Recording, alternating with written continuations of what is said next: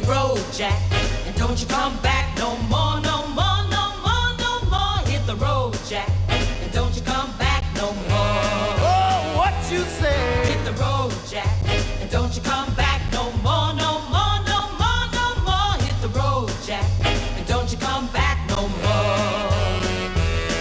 Oh, woman, don't you treat me so mean. You're the meanest old woman that I've ever seen. I guess if you say so, I have to pack my things and go. That's right, hit the road, Jack, and don't you come back no more, no more, no more, no more. Hit the road, Jack, and don't you come back no more. Oh, what you say? Hit the road. Yes, now, you can have the best of your favorite infomercials. See Cher, Suzanne Summers, Dionne Warwick, and even America's favorite dried-up old prune, Joan Rivers. Yes, they'll shill and toady in your very own home. Just $79.95, hand-delivered by Casey Kasem himself. Why don't they just have Yoko Ono come to your home and hit you in the groin with a stick? Okay, kids, time to brush your teeth. Ross, I'll be up in a second to tuck you in. You guys have been great tonight. Thanks for listening to me. Oh, and don't tell your mom I cried. Hey, Dad. What are you doing here? I'm visiting you guys. Dad, we weren't home. No, that's okay. Just gave me a chance to spend a little more time with your little brother. Hey, Dad. What are you doing here? I'm spending a little more time with you. I was at Bobby's. His dad's a cop. He brings some real drug evidence. He tests it, licks it, sniffs it, cleans his gun. Then he talks about all the filthy scum out there. You have dinner? Yep, brownies. Good boy. Go right to bed. Daddy, were you really here all night? Yeah, I think it's the best time we ever had together. Yeah, it was great, Dad. Yeah. Thanks for keeping your eye on us. Yeah. Do you need money for the bus? No, I'm okay. I get on for free now, you know. Yeah, I just get on with a donut and a stupid look on my face. They think I'm a cop. Anyhow, I think I'll hang around here for a while, wait for your mom to come back. I just love hearing her stories about her pathetic dates. Who is it tonight? The former rock and roll songwriter? How much money did he squeeze out of your mom? $500. Oh, that was your money, Dad. Oh, but Mom did get a piece of his next blues song. It's called I Can't Go Out Tonight, I Have to Get Up Early Tomorrow. He kept singing it over and over and over. See if you don't think it's gonna be a hit. Da-na-na-na-na. You'll never get to heaven Da-na-na-na-na. if you stay up past 11. Da-na-na-na-na. I'll say it again. Da-na-na-na-na. Thank God for the news at 10. Da-na-na-na-na. I need my sleep, Mama. I'm tired. Da-na-na-na-na. Woo!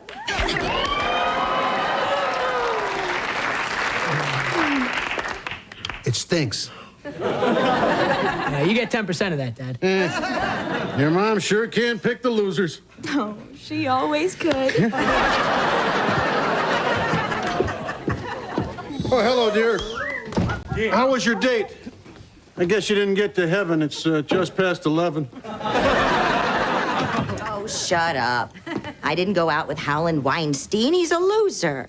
My new guy's really cool. He even paid for dinner, and I didn't even have to chip in for gas. Oh, I had a great night. We went to Planet Hollywood. Bruce Willis was there. Was he going from table to table begging people to see his next movie? This one's about terrorists who take over an old folks' home. It's called Die Hard of Hearing. Oh, and now Bruce told us this. Nobody knows, but Dimmy might do a cameo. She plays a nude cardiologist. Oh, God, what a great night. What a great man.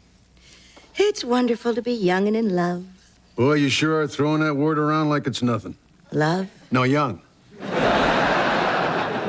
So, who is this guy? Gavin Drake.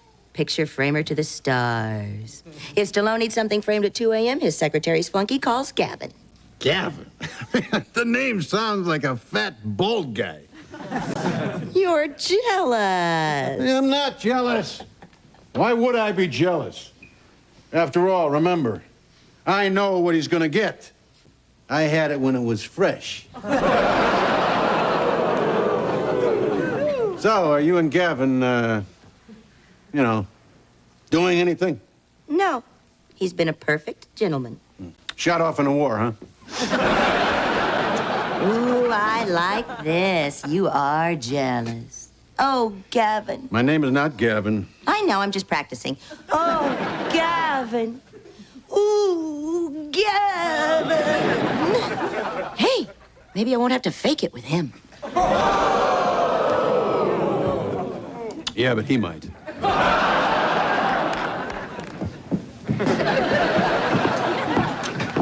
Tiffany, I just love your clothes. You have such great taste. Where do you find these outfits?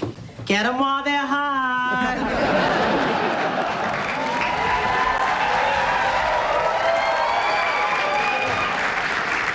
I only have home ec one more semester, then auto shop. I might as well tell the teacher to just beat me up and give me a D.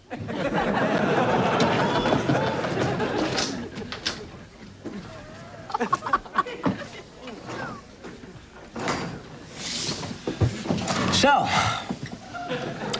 are you new in school? Guess not.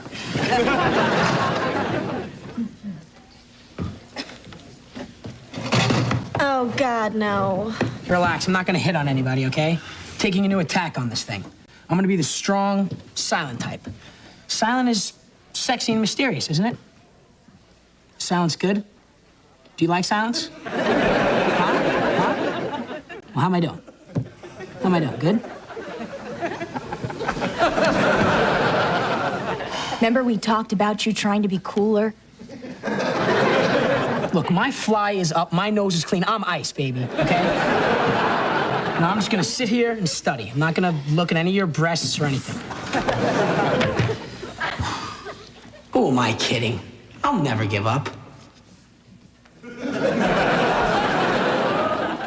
I'm sending you a psychic message. Strip. Strip.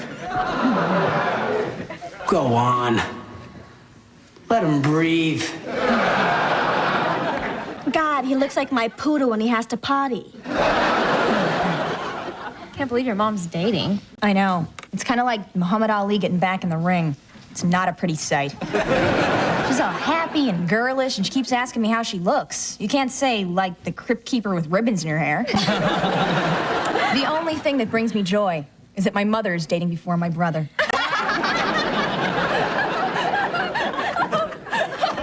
Bouncy, bouncy, bouncy. Dad will probably get a date before you.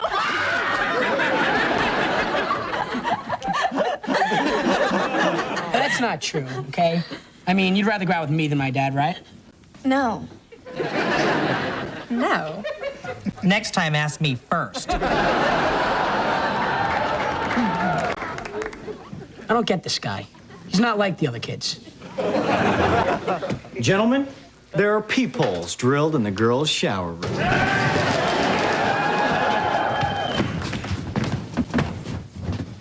There's something different about that guy. So, who's your mom dating? Oh, some rich guy. He's got his own shop on Ventura. Gavin Drake, picture framer to the stars. Oh, my God. That's my dad. My poor mother. Please. Everyone knows your mom has the milkman, the mailman, and the rotor-rooter man. All my mom has is a super pulsar shower massage. Oh, man. Somebody's got to tell her. I know. I'll let my dad do it. She already hates him. Hey, Barry, you gotta come see this. Come on, man. All the guys are there. Well, if all the guys are there. See, I knew you were okay. Yes, Tiffany. Yes, honey, I understand. No, I'll take care of it. All right, bye.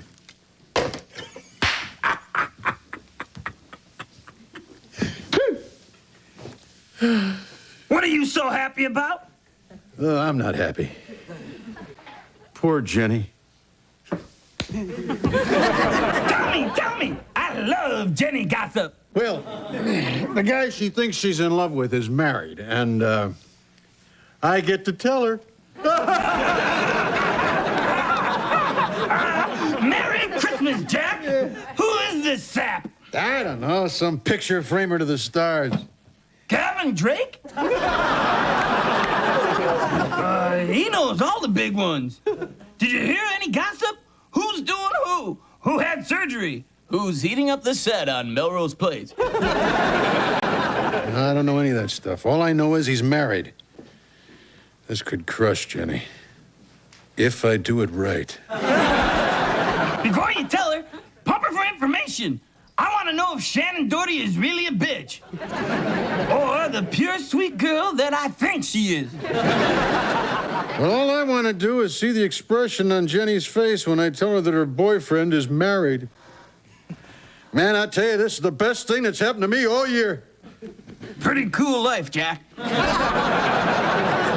It's even better than finding that quarter pounder on the bus. I mean, I thought God was good then, but there's no bites out of this. Come on, Jack. Let her sleep with him for a while. I just want one tasty tidbit.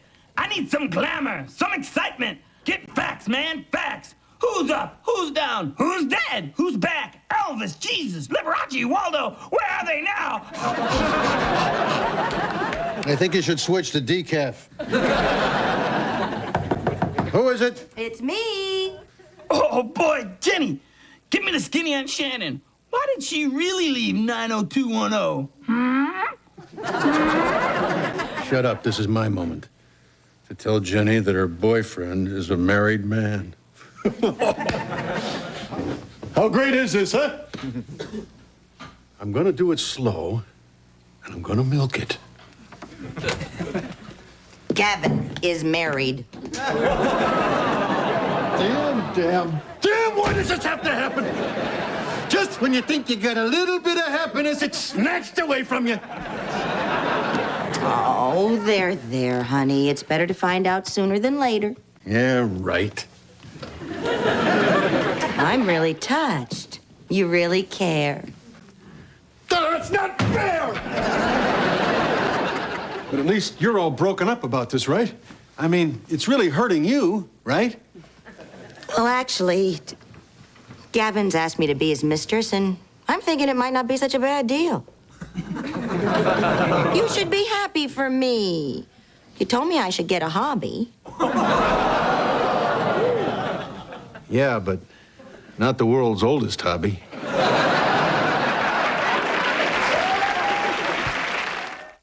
You'd really think about being some guy's mistress? What's wrong with that? I'm sick of being known as Jack's wife. Jack's wife. Well, now I'll be known as something different. Gavin Drake's kept Tootsie. It's so retro, it's hip. And it's not like adultery. Well, maybe it's a little like adultery, but Gavin's wife brought this on herself. I mean, he works hard all day long kissing celebrity Heine. And after all that, is it so terrible for a man to expect a martini and a back rub when he gets home? So you know my back is kind of tight. It's like she doesn't hear a single word that poor man says. It's all about her issues and her needs. A man needs to talk about his day. See, that reminds me, a guy came on the lot. You. I had the exciting day here. I have the news. Can't you just be supportive of me? You want me to support you running around with a married man? Well, he can't get a divorce. That which would take everything. Did you know that women can get child support, alimony, and half of everything he owns? No, I didn't know that. Gee, that doesn't seem fair. I know. Do you think it's a terrible thing to do to his wife? I don't know. By the way, did Gavin happen to mention anything about Shannon Doherty? Well, who cares? She gave the producers trouble. She should be gone. The issue is me here. And I'm about to seriously consider becoming some man's mistress. Mistress? Gee, Does sound kind of icky. Makes illicit sex and cheap motels sound tawdry. You know, if this were Dynasty, I'd be played by Joan Collins. I hate her. I want to be Linda Evans. I'm a good girl. Oh, I can't do it. I can't be a mistress. Damn. This is all your fault. Of course. Damn. My stupid conscience is going to cost me the man of my dreams. And what's worse is I have posters that need to be framed. You know, I'd like to think that you're turning him down because you still have feelings for me. Ah, go ahead. It's a free country. God, I'm depressed. But I think the best way to handle this is just to break up with Gavin after he frames my pictures. I deserve something. After all, I posed for an awful lot of Polaroids.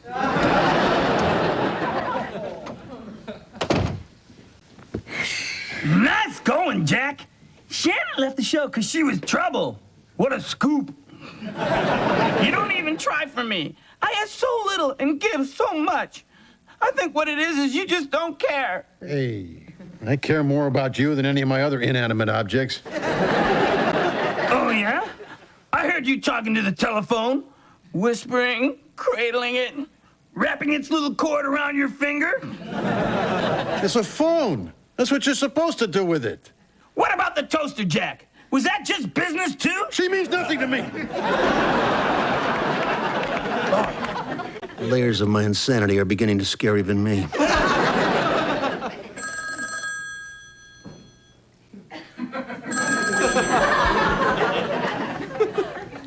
It's the phone, Jack. Go ahead. Run to it.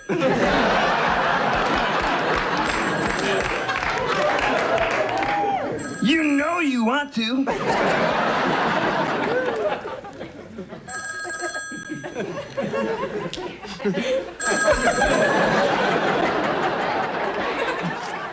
Don't worry, Mom. You did the right thing.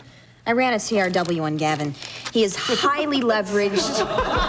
He has a pitiful stock portfolio and a second mortgage on the shop, which, incidentally, had a 29% drop in sales this year. The opening of Frame Depot didn't help any either. Besides, Mom, you're just not the mistress type. Yeah, I mean, Ma, when I hear the word mistress, I usually think of a beautiful young woman. Come on. They could be middle-aged and doing the best they can with what they have, like Mom. Hey, I look young, and I think young. I drink Pepsi. And I dig Fleetwood Mac. Well, do old people watch VH1? Do they? Do they? I am young, damn it! Why doesn't anybody believe me? What do you want? I need to use your phone. I can't use the one in my place.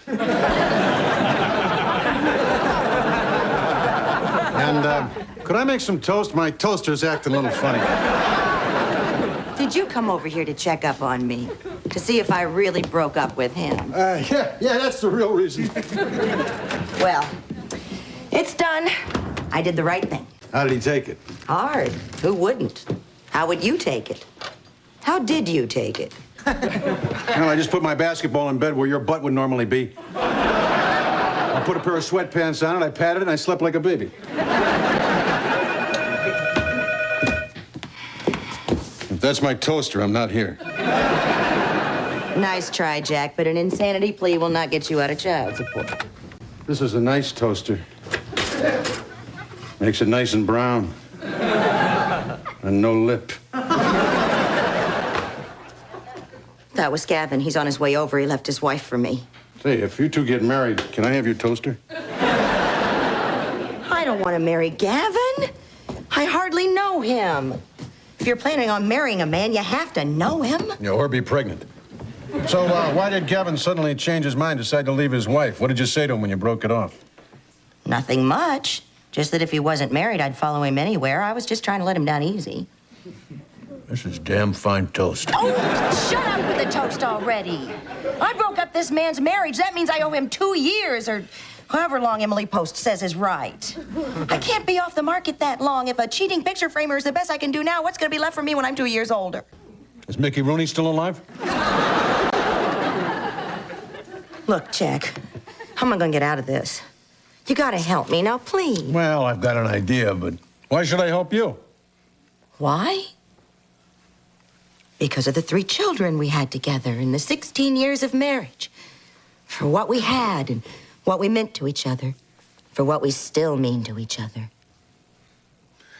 I don't care about any of that crap. I just want your toaster. But, we'll keep it here, okay? Fine. The toaster will always be here for you. Good. And I don't want anyone shoving bagels into it when I'm not here. Gee, I can't wait to hear your plan. No, it'll work, trust me. But it's not pretty.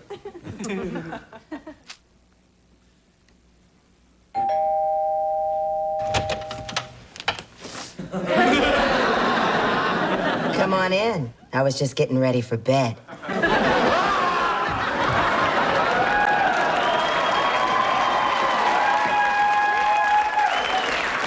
How did you know that would work?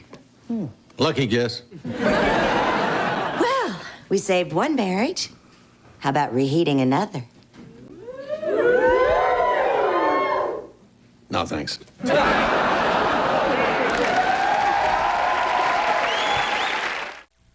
Dear Mr. Floppy, I really admire your acting. Do you use the famous Stanislavski method? Tom Ann, Chelsea, Missouri. Dear Tom, I, like Sir Laurence Olivier, work from the outside in. Once I've created the look of a character, I am the character. To play Mr. Floppy, I lived in a bunny hutch, learned their bunny ways, and even took several wives. Much like Brigham Young, who I play in an upcoming movie of the week. Eat your heart out, Barry Bostwick.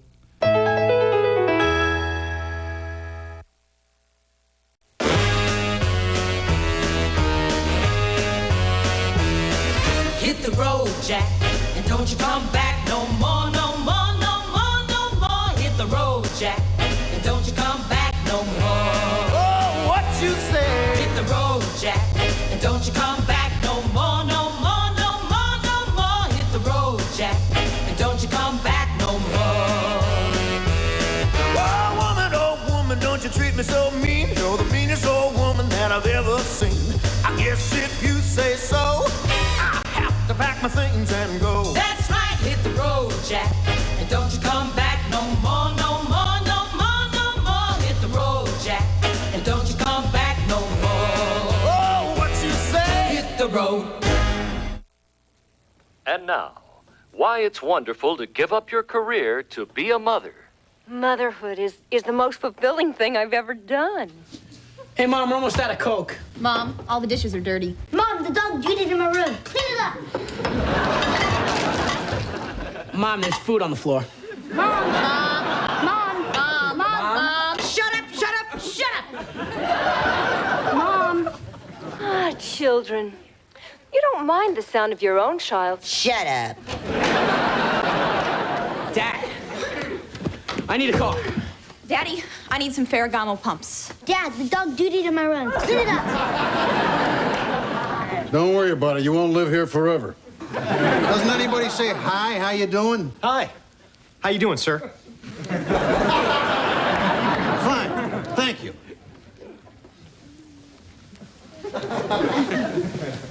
He's not one of ours, is he? No. Is he one of yours? No. He's polite. Can we trade him in for one of ours? Daddy, I need to talk to you. Dad, a bunch of the kids are staying overnight at the lake tonight. Mom said it was okay if you said it was okay. We're all gonna be there.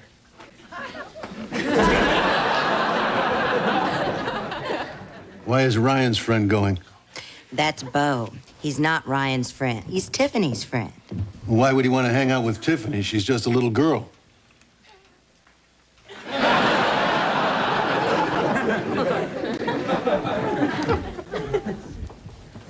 I don't get it. You'd better look again.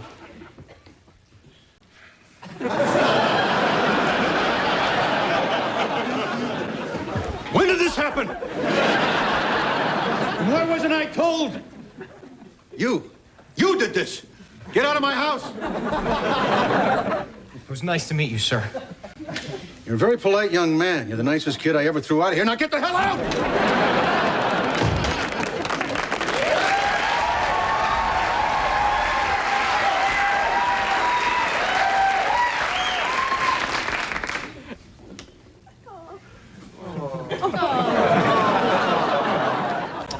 That's better. You want an ice cream cone, honey? Daddy, you embarrass me. I'm not a child. Will you stop doing that? Jack, the boys' parents are going to be in the house the whole time. Yeah, right. If my son was dating a good-looking girl, I'd take you out to the movies and give him the key to the liquor cabinet. Talk to him. I'll do my best, honey. I'll try to talk some sense into it. Okay. Now you listen here, Jack Malone. Good work. What do you mean? You don't want her to go either? Of course not. Can't you tell by now when I'm lying? Does this sound familiar to you? I love you. You mean the kind of lying like, no, honey, you don't look old and fat. You haven't changed at all.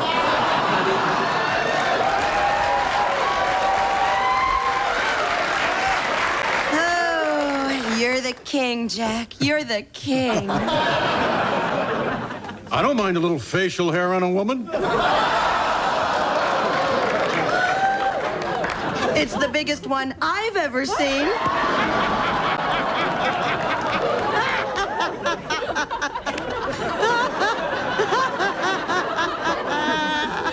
I don't want to play anymore. Hey, Dad, I got a problem with a girl. She pregnant? No. Then what's the problem? She's a little older than me. Good. Then she can buy the beer and drive. Look, son, here's $5. Get yourself a condom. Oh, and a bottle of aspirin, you know, in case she wants to talk afterwards. See? I'm a better parent than you are, because I listen to the kids' problems. Dad, do you know anything about the occult? Well, I know what hell is like. Get that condom, son. It's just a little piece of rubber, but it can be a better friend than a dog. Boy, it sure is tough being a father. I just wonder if I'm doing the right thing. Absolutely. You saved your little girl. Because guys just want one thing. Actually, two things. They want air conditioning, too. Actually, three things. Cable TV. Actually, four things. Guys want to be left alone and not talked to until it's time to get in bed. No, actually, five things. They want to wake up alone in the morning so they don't have to talk about their feelings. Maybe 96 things. A gun. A big gun. Maybe 97 things. Did I say air conditioning? Yeah, you said air conditioning. 2, 25, and 69. Did you say 69?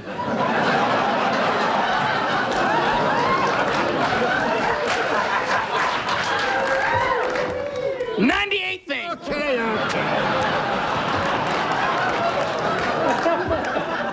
All right, I get the idea. The point is, I did the right thing by not letting Tiffany go, because believe me, I know guys, and I know what they want.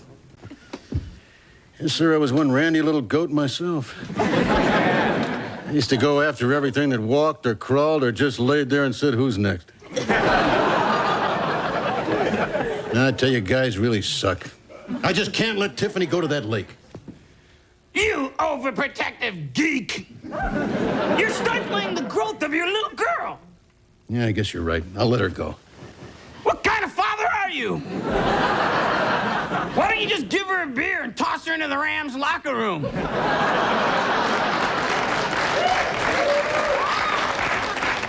Or a real football team.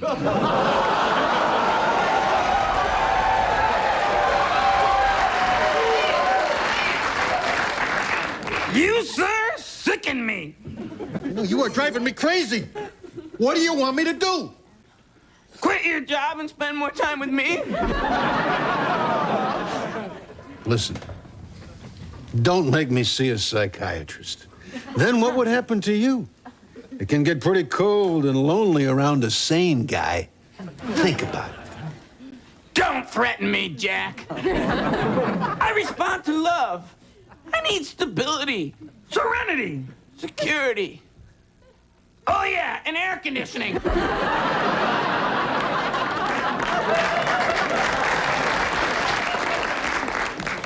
And it wouldn't kill you to say I'm beautiful every now and then. When you can spare the time. Hey, Dad. You busy? Well, I'm pretty tied up, but I guess I can stare at the wall later.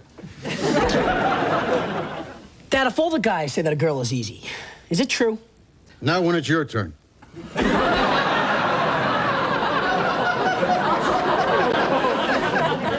Dad, if a girl's been in prison, well, technically not prison, actually a center for the criminally insane, would you think twice about letting her cuff you? Get out. I have to talk to Dad. Well, I was here first. All right, now, wait a minute. Obviously, you are both in need of some serious parenting on the subject of sex. Ryan, it'll clear up your skin. Tiffany, no!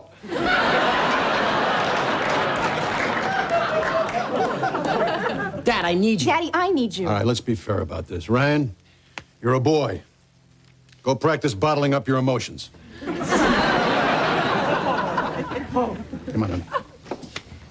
Daddy, I want to talk to you about this lake trip thing. Yeah. Why can't you trust me? If I was a boy, you'd let me go. Well, boys are different. They don't need attention.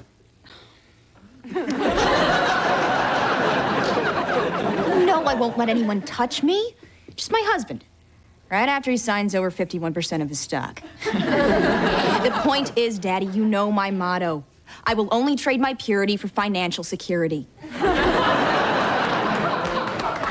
I understand that, and I respect it. So can I go? Well, Oh, please, Daddy. Don't break a little girl's heart. A little girl has to know she can come to her daddy. But if you say no, I won't want to come to my daddy. well, Can we go get some ice cream? okay. And can I get sprinkles? Okay. And a cherry? Okay. And will you drop me off at Bo's? Okay. Okay. You know. I don't really want that ice cream. Can you just take me to Bo's? Okay. Okay. Daddy, you're the best. Come on. Okay. Oh, wait a minute. I forgot one thing.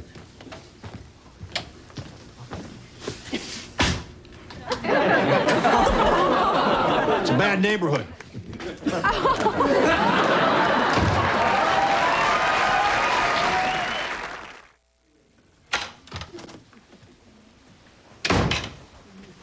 Hey, you seen Ryan? He was over at my place, and then he just disappeared. Oh, he came home a little while ago, all sad. But who cares about Ryan? He's a boy. I'm worried about Tiffany. She went over to your house and she hasn't come home. Oh, don't worry. I dropped her off at Bo's. They're on their way over to that lake. Are you crazy? Who told you I talked to the bunny?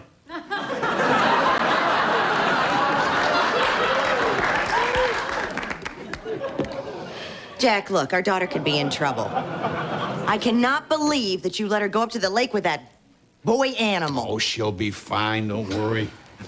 She's not like she's gonna do anything. She's only 16 years old.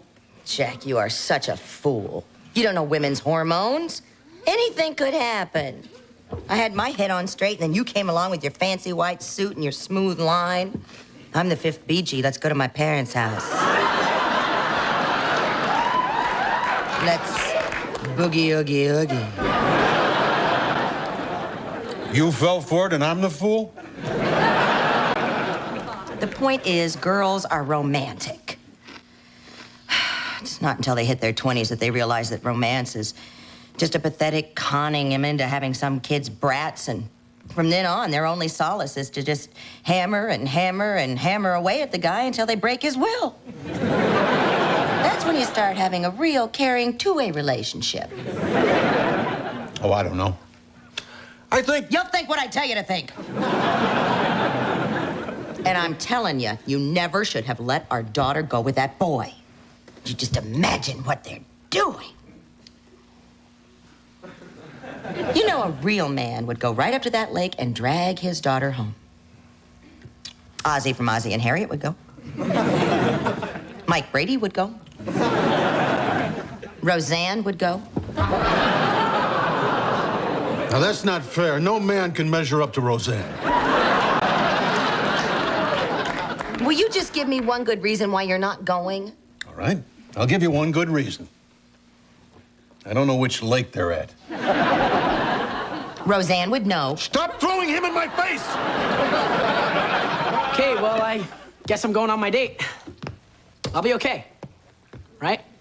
Hey, do you happen to know where that Bo kid lives? No? Dad, when they say they're gonna sacrifice a virgin, is it always a girl? Look, son, here's a couple of bucks. If she puts out, you can buy her a yogurt. That way they don't think you're just using them. You want the number of the place I'm gonna be? Nah, that's okay. Let the girl's parents worry. Do you guys want me home at a certain hour? Because, I mean, I really don't even have to go. Oh, yes, you do. We're gonna flea bomb your room.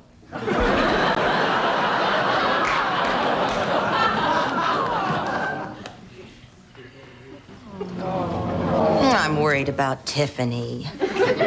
Maybe she left some kind of clue behind. Yeah, maybe she put a number on a notepad or something. And I'll read Tiffany's secret diary. You know, just because this is an emergency. I only hope I can find it.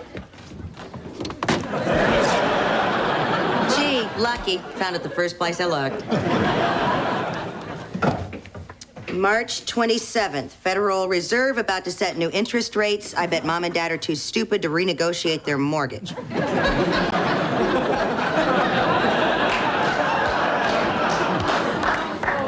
Can you do that? Hey, what is this? Dust rag? No, this is my shirt. My basketball jersey, my old number 22. I can't believe you ripped it up for rags. Well, I'm not gonna rip up one of mine every time a dog vomits. Now, Jack, you know our daughter could be out with a maniac and all you care about is your stupid T-shirt. That's not true. I'm not worried about my shirt at all. My daughter is the only thing that I'm thinking about right now. Jasper, here, get the scent, boy. Get the scent. Now go find the rest of it. Go! Run like the wind!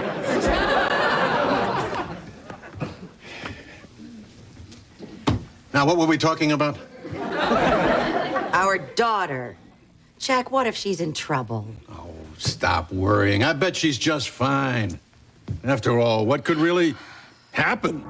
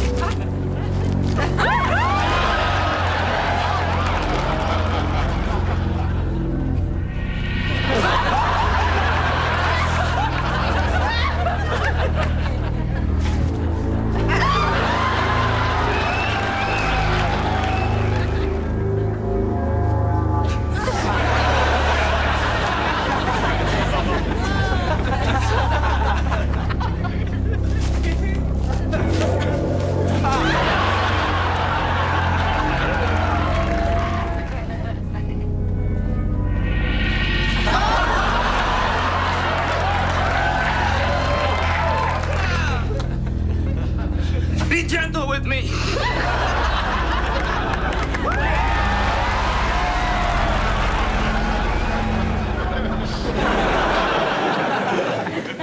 God, that was chilling. You must be thinking the same thing I am.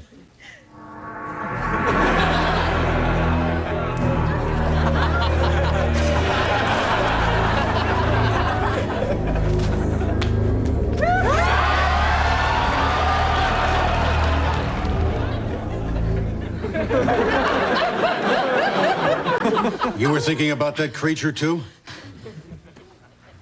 Yes. It was horrible. My God, you're sweating. You must be all shaken up. I'll tell you what, let's get in the car and go to every lake within 100 miles. Yes, let's. We must find that boy. 7 hours and you find one lake. I hope you're proud of yourself for beating the hell out of the wrong guy. Oh, looked like he was with Tiffany. He was kissing some guy with long red hair. How could he have thought that was a girl? The guy had a mustache. What's all this?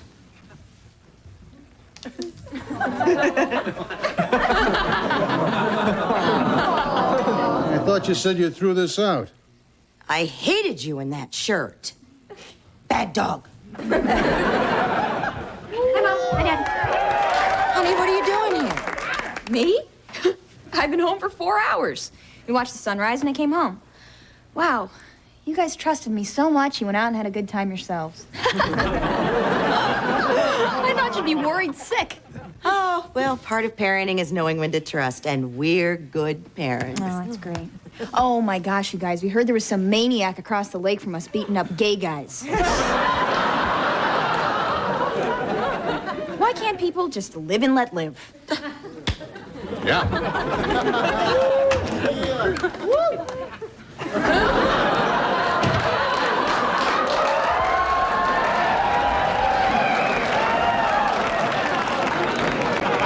Well, hi, son.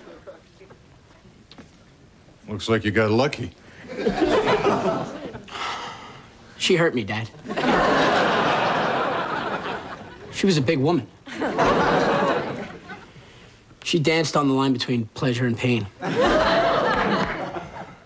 And she jumped over that line. She hurt me really bad, Dad. Dad, can you get rabies from a human bite? Sounds like you had quite a time. Look, son, you don't have to make up stories for me. You didn't score, but you tried. And that's the thing that counts.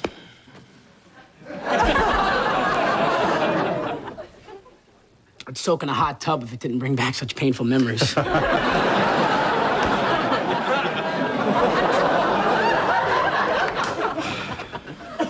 You know, I'm a little worried about Ryan. I know he leads an empty little life, but it's upsetting that he would lie to us.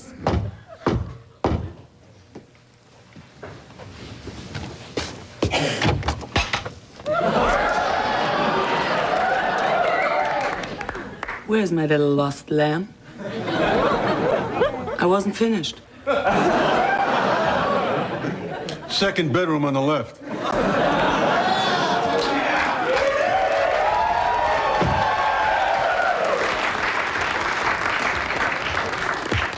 Isn't that cute?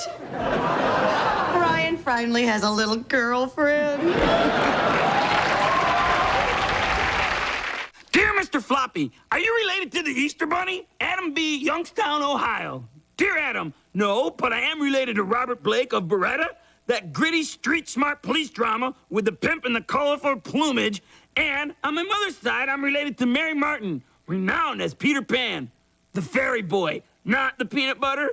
But the Easter Bunny and I will be performing The Odd Couple at Burt Reynolds Dinner Theater in Jupiter, Florida. Try the prime rib, $9.95 salad, beverage, and validated parking.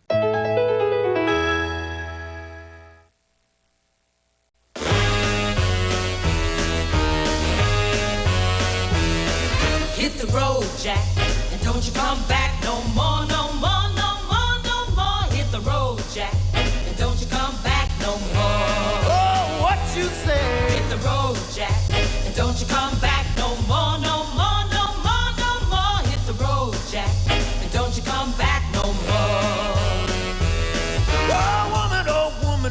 treat me so mean. You're the meanest old woman that I've ever seen. I guess if you say so, I have to pack my things and go. That's right, hit the road, Jack. And don't you come back no more, no more, no more, no more. Hit the road, Jack. And don't you come back no more. Oh, what you say? Hit the road.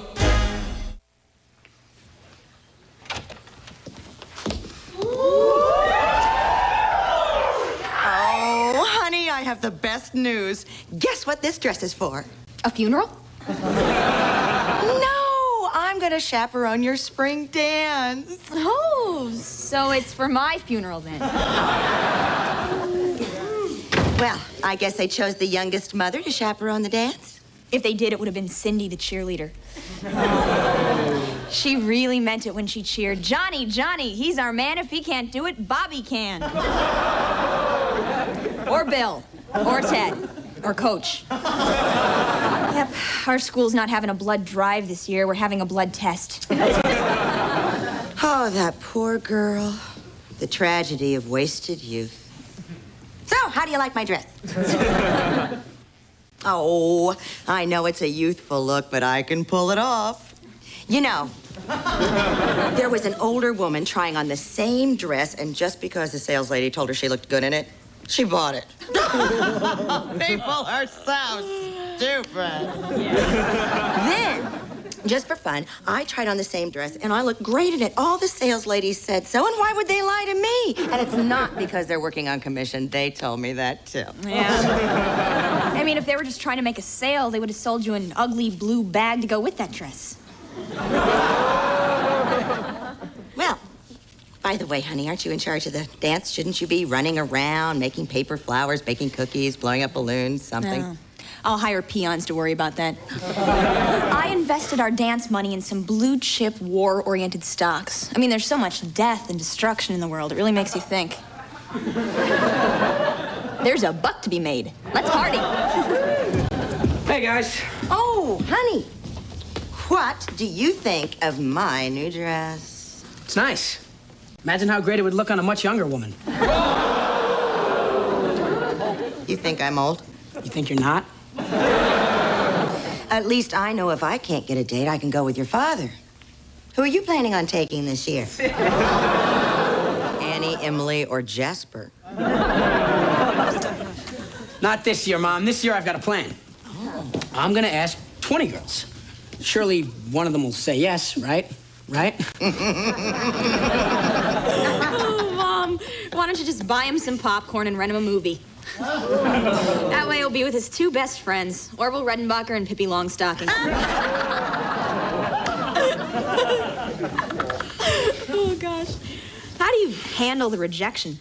Well, this year I'm not handling it personally. Having my valet do it. Okay, Ron, I'm ready. Okay. Deliver an invitation to each girl on the list. You remember what you're gonna tell them, right? My brother Ryan would like to take you to the dance. Then what do you do? I learned from last year. Well, Mr. Floppy, it's my new J. Bean wardrobe. What do you think? You look exactly like the catalog model. Thank you very much. Yep, you look like a gay boy. Yeah, right. Would a gay boy tie his sweater like this? I stand corrected. Say, how do you like my underwear? Boxers? Yes, boxers! They always said briefs would make me sterile. But it didn't work. So I'm making a big switch. I know I may look and feel stupid, but I think it's time for a new me. A whole new, looser attitude, if you will. Yeah, I'm even thinking of changing my name. Jack's too wordy. I think I want to be called Jay. Not the fruity name Jay, just Jay, period. Jay Malloy. Jack, like the world, why not forget the Malloy part? A lot of people are going by just one name. Cher, Madonna, Beavis. Gee, too bad Butthead's taken. know. You can take my name. Yep, Floppy would fit you good. Particularly since you're wearing boxers. You are my alter ego. Is it asking too much for you to be a little bit supportive? I would, but look what happened with your briefs. They were supportive, and where are they now? Is that your plan for me, Jack? To soil me and throw me out for a loose-fitting hand puppet? You are so insecure. And why shouldn't I be? Am I on your mailbox? Am I in the phone book? I know what would help. Put me on your answer machine so I feel part of your life. Well, I guess I could use a new message. Hi, this is Jay Malloy. And this is Mr. Floppy. We're not in right now, so leave a message at the tone. Play it back, play it back. Hi, this is Jay Malloy. We're not in right now, so leave a message at the tone. My God, I forgot that I'm crazy. Oh my God, I forgot that I don't exist. Jack! Stop that! We're not in right now.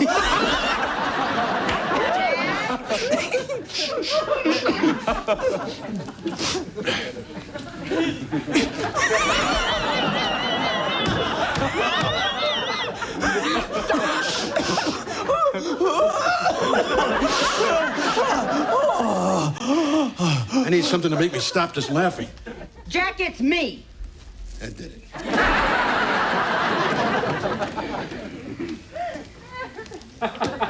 Jack, you look different. Your eyes, they're not all bloodshot like... Oh, my God, are you wearing boxers? Yep. J. Bean, page 20, square foulard, burgundy. Oh, God, Jack, what next? You gonna change the message on your machine?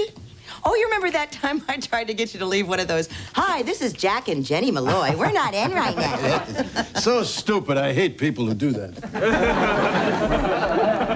Well, anyway, I am chaperoning the kids' dance, and you get to take me, Jack. I'm not Jack anymore. I'm just Jay. The fruity name, Jay? No! Jay, period. It's high time that I started living my own life and stopped doing stuff for you. Oh, Jack. Jack, you make divorce sound so final. I suppose these marriage vows we're dissolving just mean nothing to you.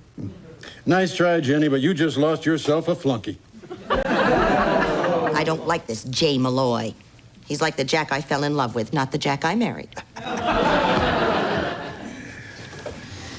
Jack, I'm going to admit something that I've never told another living soul. This isn't going to be like that movie, The Crying Game, is it? I think you'd know if I was a man, Jack. Come to think of it, I never really did open my eyes. Well, if you had, you would have noticed I was reading a book. You know, some of those romance novels can really get you off. So you want to hear my secret or not? Here it is. My secret is that I never had a prom date. You're kidding me. Gee, I guess your beauty was just too intimidating and the guys were too afraid to ask you out. That's what Mom said. So that's why it's so important that you go with me. I want to dance one dance at a prom while I'm still young and lovely. Oh, honey, will you take me to the prom? Oh, sweetheart. No. Oh, hi, baby. Hi, Daddy. Daddy, your eyes don't have that tight, scrunched look anymore. Your dad's wearing boxers. Oh, that must mean they're out of fashion then. Look, Daddy, I have a problem with the spring dance. Oh, God, not the dance. Don't cut the chaperone. We might have to cut the dance altogether, Mom. See, I invested our dance money in some war stocks, and when I went to sell, I found out they were worthless. The most horrible thing has happened. Peace is broken out. Watch. It should be on after the OJ trial. Found A glove. What kind of glove? A glove. When you say glove, have you had any special training and accessories? And where did you find this so-called glove? On the ground. Now, when you say ground, are you a licensed geologist? And now, news around the clock. Here it is. Here it is. Today, both sides agreed to forget about the murders and concentrate on whether or not it was a glove. And tomorrow, the jury will recess to go to Neiman Marcus and try on various gloves and mittens. Oh, yes. And in other news, it looks as though world peace may finally become a reality. We go now to England, where the IRA is making a public apology. I'm sorry, lads. This is not happening. And in today's business news, all stocks are up, except, of course, those of war-related companies. Bad news for the Germans. I'm ruined. If I don't come up with some money, there will be no dance, and I'll be a social leper. No dance? I have let everyone down, and only you can save the day. That's what daddies do when they love their children. Well, honey, I would help if I could, but I don't have any money. I spent it all on my new wardrobe here. What do you want me to do, sell my underwear so you can have a party? I understand. Your underwear is just more important than I am. All right. I'll sell my underwear. Thanks, Daddy. Oh, I only wish I had something to sell to help out. Oh, you do? You have that new blue dress. Shut up. I would help if I could. Well, I guess it's time for the second part of my begging. Move over. Oh, Mommy. Even if Daddy sells everything, there won't be enough money to throw a decent party. Only a mommy can put on a party with such limited funds. And that's what mommies do when they love their children. No, then I won't enjoy the party. But it's not your party. It never is. Oh, all right, I'll help out. But I'm not going to be the only one who's working. Oh, of course not. Daddy'll help. And if there's anything I can do, no matter how small it is, please just let me know. All right, honey, you could actually... God, Mom, that last part wasn't sincere. Wow. It sure is great to have such terrific parents like you guys. You know, that was sweet. God, Jack. You believe anything a girl tells you. I do not. You know, Jack, you were the best lover I ever had. Well, thank you. That's very nice of you to say.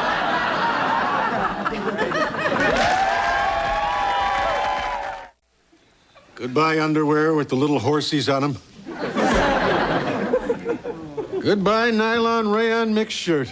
At home in the boardroom as well as the bedroom. Goodbye, sweater. Just as at home on a safari as it is rolled up under the butt of a cheap hooker. So tell me again, why are we sending all this back? for my little girl. Gee, this could be a boffo movie of the week. A touching story of a man who sells his underwear so his little girl can go to the dance. Al and Alda can play you.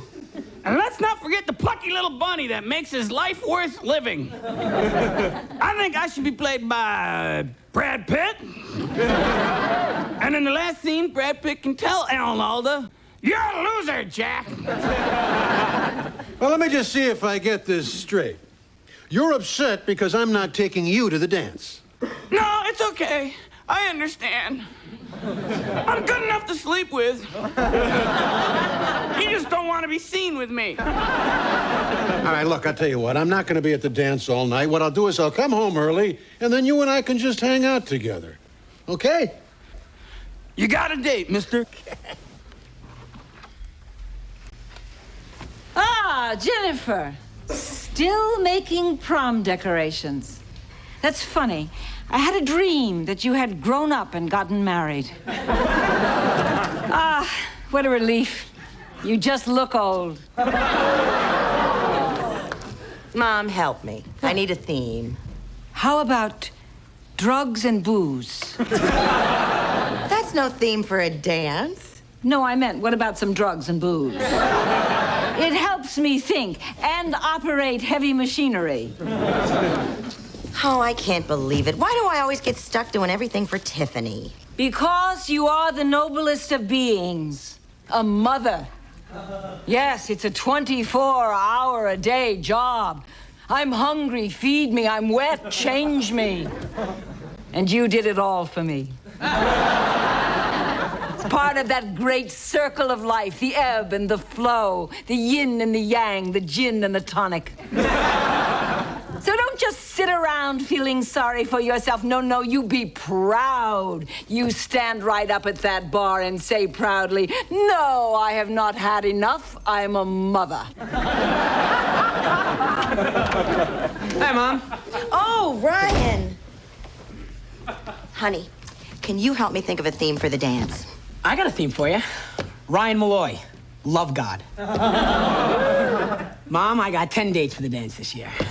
Turns out the football team got a stripper last week, so all the guys' girlfriends decided to get back at them by going to the dance with the lowest no life in the school. That's me. Ryan, honey, the football team is gonna kill you. Unless the girls do it first.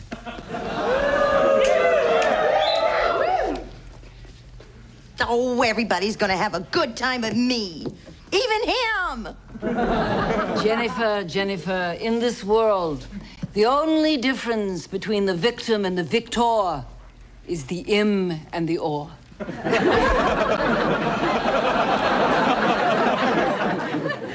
What do you mean, Mom? I don't know.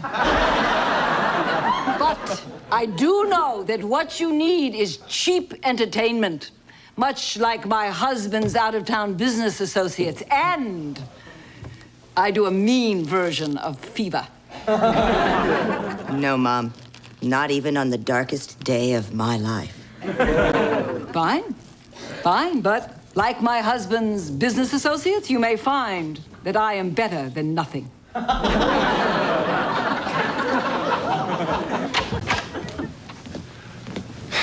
Well, I got the money. How much do we have to work with? Not as much as you were hoping for. Boy, it's like our honeymoon all over again. How did we get into this situation? You were drunk and I was ovulating. Come on, Jack, we need a theme for the dance. Something timely, something hip, something that hasn't been done to death.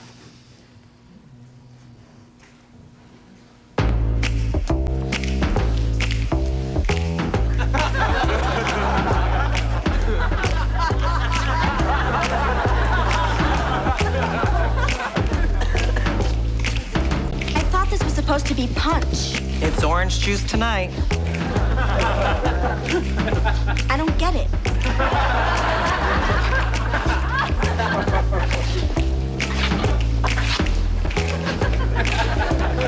Fever. Fever when you kiss me. Fever when you hold me tight. You give me fever. Fever all through the night. Fever.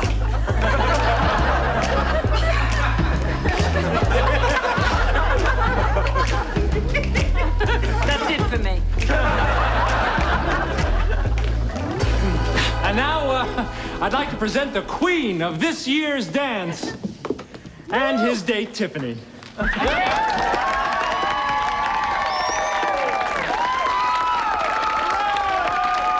Bailiff, the mystery envelope, please. Thank you. Uh-huh.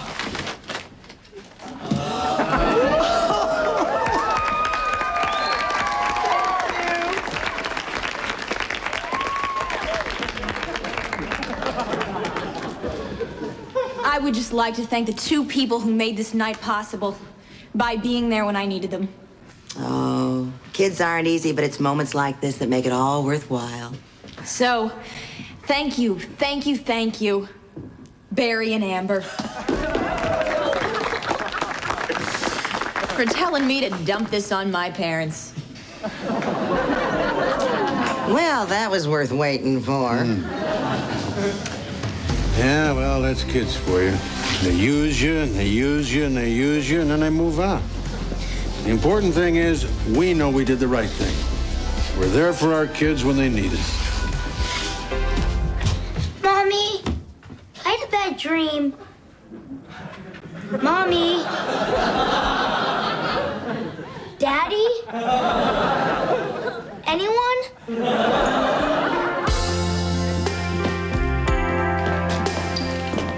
Well, looks like the night's over. Not quite. May I have this dance? Only if you really want to, not because I want you to. Okay, then forget it. You get back here, I'll take what I can get.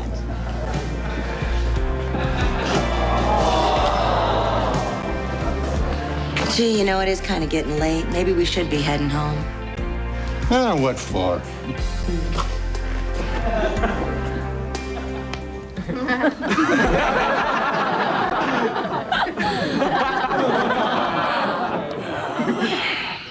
Bastard!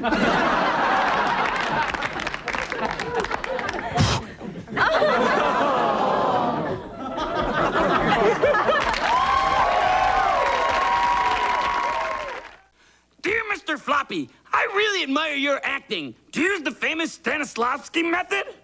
Tom Ann, Chelsea, Missouri. Dear Tom, I, like Sir Laurence Olivier, work from the outside in. Once I've created the look of a character, I am the character.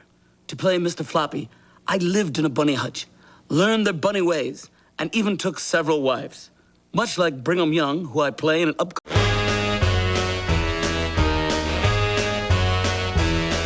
Hit the road, Jack, and don't you come back no more, no more, no more, no more. Hit the road, Jack, and don't you come back no more. Oh, what you say? Hit the road, Jack, and don't you come back no more, no more, no more, no more. Hit the road, Jack, and don't you come back no more.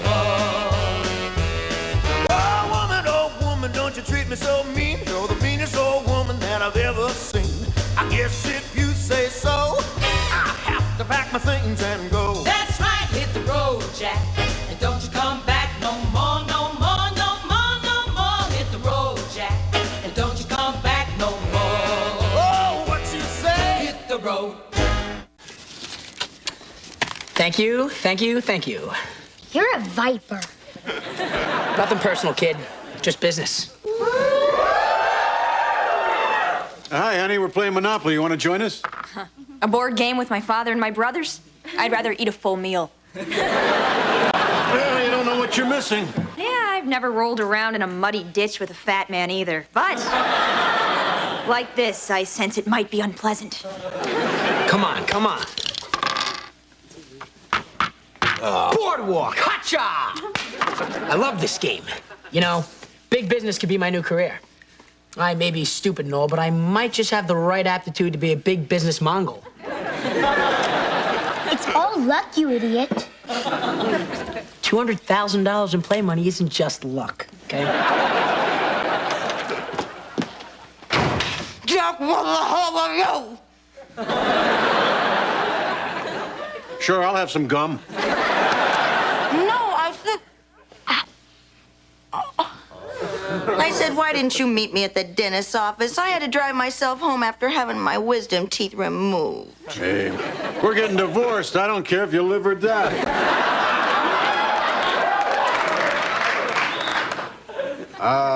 Let me rephrase that. Oh, my goodness, you poor thing. What happened? I was woozy, Jack. I sideswiped a bus. And I drove through a McDonald's. What'd you get? The little old man who puts the Happy Meals together. Well, this is your fault. You said you'd drive me home. Jenny, you never asked me to drive you home. If you would have asked me, I would have been there. I asked you 2 days ago. You never asked me. I wouldn't forget something like that. What, am I, an idiot? Yes, I'll be there. You can count on me. 5 o'clock. Why do I have to repeat it? What am I, an idiot? Now, who was that nasal-voiced guy? Now, That was you, Jack, 2 days ago. I don't remember. Well, you were here, Daddy. It was Wednesday. We watched that Knicks-Celtics game. Oh, say, that was a great game. 18 seconds left on the clock. 106-105 Celtics. Starks needed one more assist for the triple-double, and then Ewing blows the layup. How can you remember every single detail of a basketball game and you don't remember a word I say?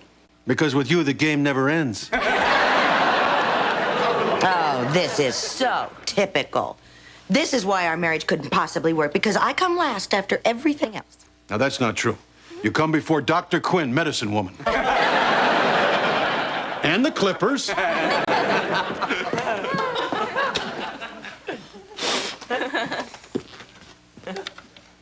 Jack, my water broke. Take me to the hospital. Can't you hold it in? It's the last 2 minutes of the Clippers game. You know, I remember that game. If it hadn't gone into overtime, I would have been there for the birth.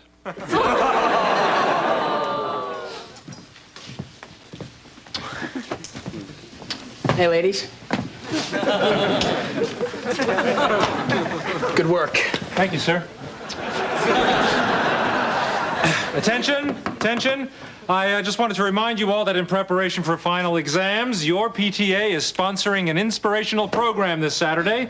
The featured speaker will be Billy's dad, captain of the LAPD bomb squad. He's currently on a dangerous assignment in service to his city. No, not my dad. Please, God, don't let him speak.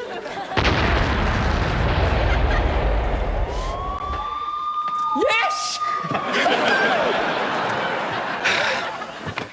Hey, baby. Listen, why don't you go buy me some lunch? And while you're at it, why don't you set yourself up with a little something? My God, you're gonna make an ugly adult. What are you supposed to be? A business maggot. It's the whole message of Face the Future Week. I am dressed for success. Ryan, why don't you just listen to your PSAT tests, your IQ tests, and your blood tests and practice saying, would you like a Flintstone action figure with your gas? Oh, I get it. So you see me in merchandising. Oh, thank you. Our featured speaker will now be Amber's dad, Ed Moss, mail carrier. No, it can't be. All my dad ever talks about is that new easy 9-digit zip code and how he's always outsmarted dogs. He's proud of his legs because they've never been bitten. Oh my God, if he wears his shorts, I'll die. Oh, come on, you can't be as bad as that bow-legged doofus that delivers to the school. He is that bow-legged doofus. Help me! Help me! Oh, God, not my legs!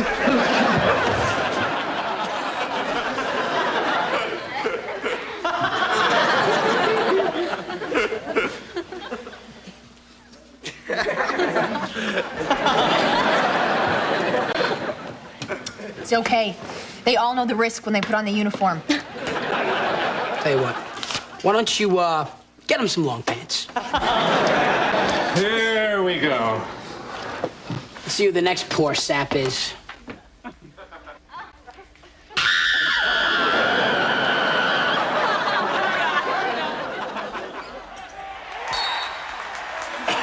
The final score, 120-70. Thanks for watching another Clippers game. Dad, you can't let her make that speech. Yeah, Dad, some of us have lives. We're not all Ryan. Yeah, Dad, I don't go to that school, but I might someday. You have to do it in a way so Mom doesn't know we just don't want to go. Look, kids, don't worry. I'm a used car salesman. I lie for a living. You know, it's worth going to the better stores. Oh, sure, you spend an extra couple of $100, but they give you juice. I'm gonna look great for my speech. Hey, Dad, don't you have something to say to Mom about her speech? Oh, yeah. The kids don't want to go. Is this true? Oh, I see. No one wants to come see my moment. I understand. After all the ballet recitals, all the soccer games, all the school recitals where you couldn't remember the words to Alouette. That was Ryan. I I played soccer. Oh, please, you're interchangeable. The point is, I was always there for you. Yeah, but Mom, you like that stuff. Oh, sure. It was the thrill of a lifetime to see third graders do South Pacific. Oh, and you and your drama club, doing Porgy and Bess. Oh, believe me, the tears in my eyes were not caused by your red-haired, freckled-faced portrayal of racial oppression. I got the Hugh O'Brien Acting Award for that. Well, it should have gone to me, because I stood up and applauded. Now that's acting. This is my moment. I'm not Mrs. Jack Malloy. I'm not Mom. I'm Jennifer Malloy. And you are going to come and see me. I changed your diapers. I mashed your aspirin. I stuck thermometers up your butts just so you could come and see my speech. Yeah, your mother's right. You kids are going. And so are you. Don't make me list the dirty deeds I did for you. Not that they were all that different. I distinctly remember mashing my own aspirin. And kids, I want that on the record. Look, this speech is important to me, and you're going to be there. Oh, all right, I'll go. When is it? Saturday at 10. Fine, I'll be there. You'll be where? I don't know. At the high school. Saturday at 10. That's 10 a.m. Repeat. Saturday, 10 a.m. Do I need to make you a copy? No, I'll be there. Hey, Dad, don't you play basketball every Saturday at 10? Uh-oh. Dad doesn't want it. Go! Look, I can't come to your speech. I've played basketball every Saturday for the last 6 years. The guys depend on me. The guys? Who are these guys you've never even mentioned before? Well, there's Lefty and Righty. The black guy. Then there's Slim, Sweaty, and Fatty. You don't even know their names, do you? Of course I know their names, but that's not what's important. What's important is that we know each other's moves on the court. They can't just go out and find a replacement. Yeah, it is kind of hard to find an aging white guy with nowhere to go on Saturday. But say you were sick and you had to call somebody. Who would you call? You give me one full name and you don't have to come to my speech. One name? Well, that's easy. Jim. Jim Ignatowski. Dad, that was the guy on Taxi. Oh, Jim was on Taxi? Gee, and he acts like such a regular guy. Oh, cut the charade. You're coming and that's final. All right, let's really cut the charade. I'm not coming. Oh, okay. I understand. I have no hold on you anymore. I guess I might as well just learn to deal with it. I'm a woman alone. I'll just stay here and look after your spawn.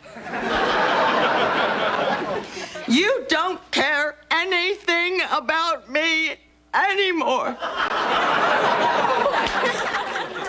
I'm just happy I was allowed in your life for a short time. Oh, all right, all right. All right, I'll go. No kidding. Oh, I'm counting on you, Jack. We'll save you a seat. Okay. When is it? Saturday, Saturday, Saturday. Play basketball on Saturdays.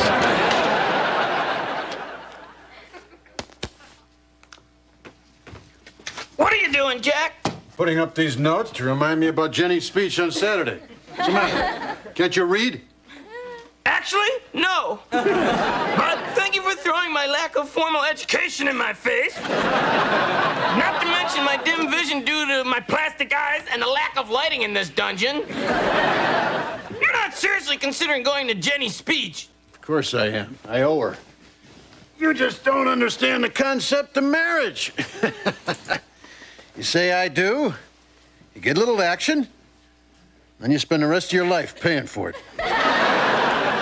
No, you don't understand the concept of divorce.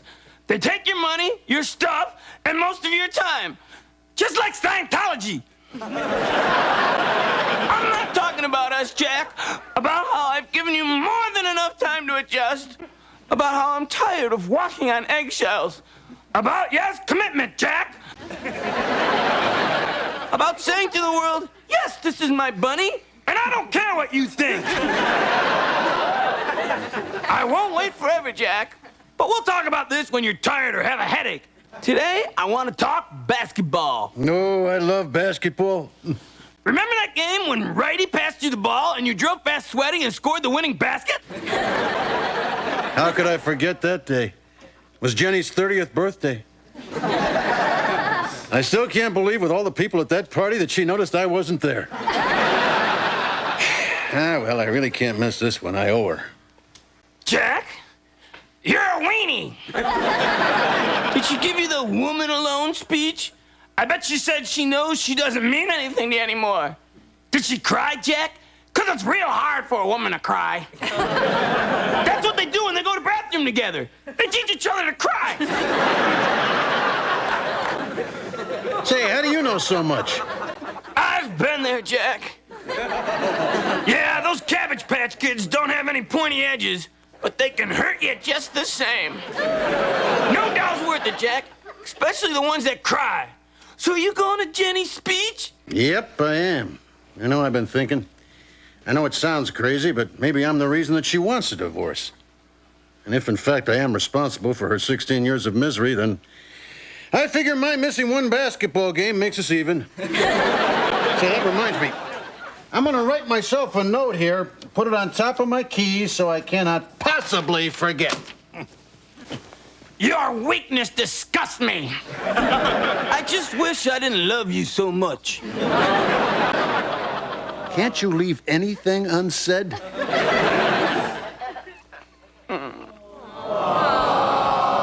Hey, chin up, you crazy bunny. By the way, Jack, I'm speaking next Saturday at a toy convention. You don't have to be there if you don't want to. I play basketball on Saturdays, pal.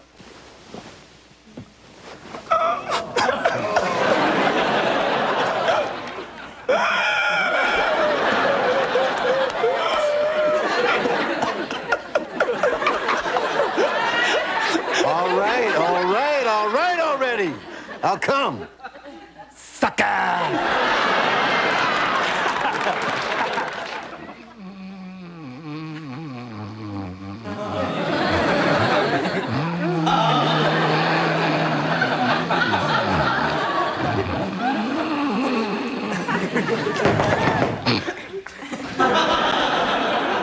Jack, get the door. It's your turn. Just a minute. Just a minute. Hey, Shooter, get a move on. We're late. Lefty, what are you doing here? I'm righty. Well, where's Lefty? Lefty smashed up his car. He's getting a ride from, not Sweaty, the other guy. The mailman with the nice legs. Yeah, Silky. The rest of us just call him mail guy. Yeah, well, he was guarding me pretty close last week. Wait a minute, hold on. I'm forgetting something. Oh, yeah, my keys. Where the hell did I put those keys? There. Let's go. Gee, don't forget, Jack. You're supposed to see. What was I thinking? How could I forget? Jenny's speech. I like having the bed all to myself.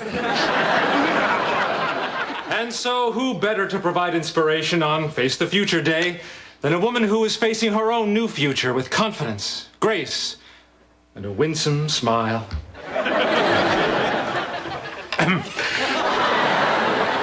A woman with her own identity, Ryan and Tiffany's mom, Mrs. Jack Malloy. Thank you, Mr. Dunn. Ladies, gentlemen, esteemed faculty, and our treasured students, I am truly honored to be in the presence of so many bright, eager faces. When I was your age, a daughter in a popular song asked her mother about the future and was told, "Que sera, sera. Whatever will be, will be." And that mother was Doris Day. Who remembers that movie? Well, it's not really that important. Good God, where were you children during the 50s? Well, to use a reference that you kids will understand is that big rap star six-pack of Coors would say, "I missed the bus, I missed the bus." I think what they were really saying was, "Don't miss the bus."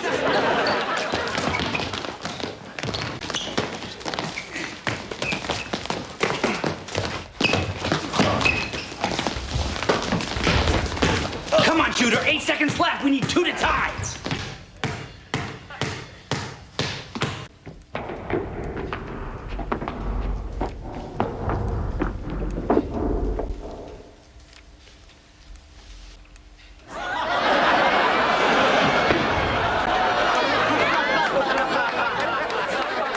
Oh no, the speech.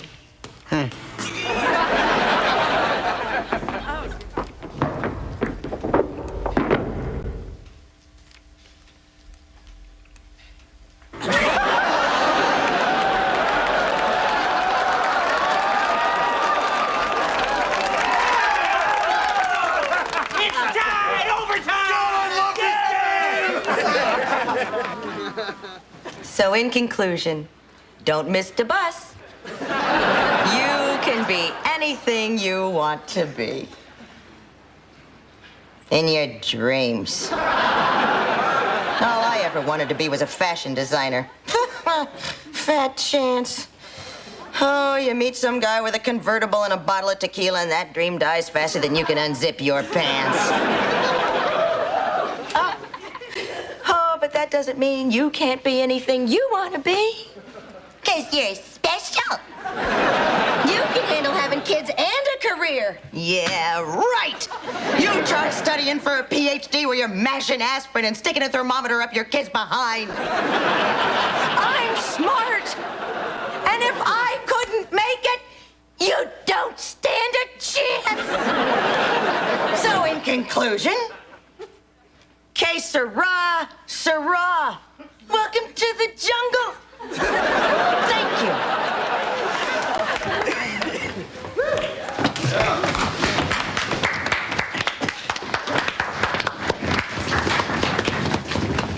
You snake. Where were you? I was right here the whole time, if you know what's good for you. What's in it for us? Here's $5. Here's $5. And here's Marvin Gardens. Yes! So, what did you think? Oh, it was just terrific. I got so excited I started sweating. Well, you don't know how much it means to me that you came here instead of going to play basketball.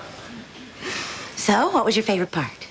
Proving to you once and for all that you are more important to me than basketball.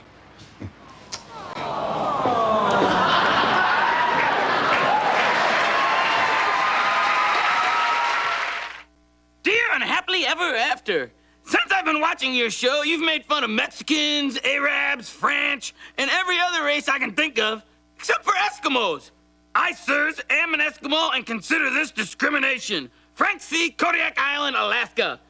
Dear Nanook, sorry for the oversight, you fish-spearing, seal-beating, nose-rubbing blight on society. Why, if you didn't live in a useless wasteland, I'm sure we'd take it away from you as we did the Native Americans.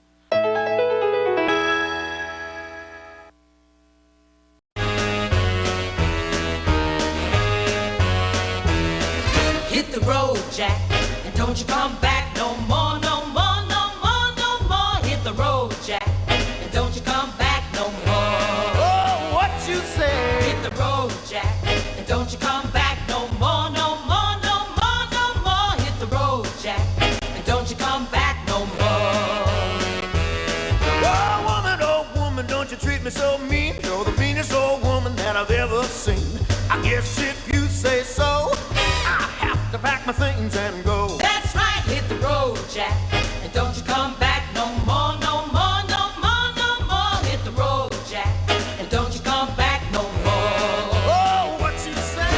on back.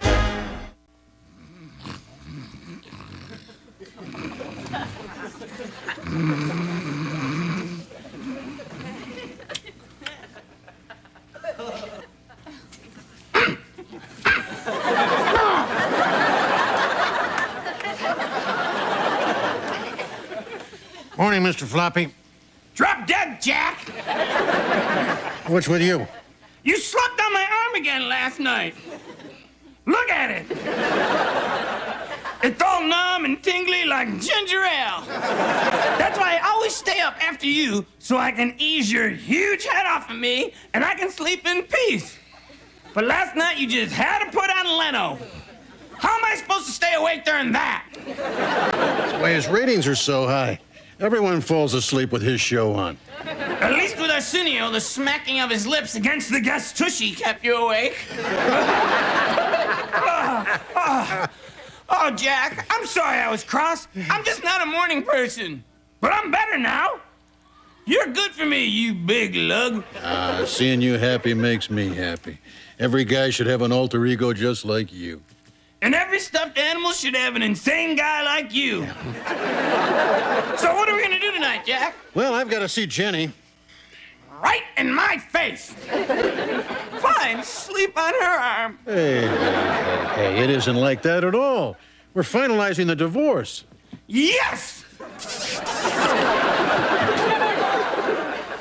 We can finally come out in the open. Cut me a finger, Jack, and put a ring on it. I think I'll wear white. You know, for my mother. We'll travel. We'll go to Paris. If they're willing to pay to hear David Hasselhoff sing, wait till they get a load of me.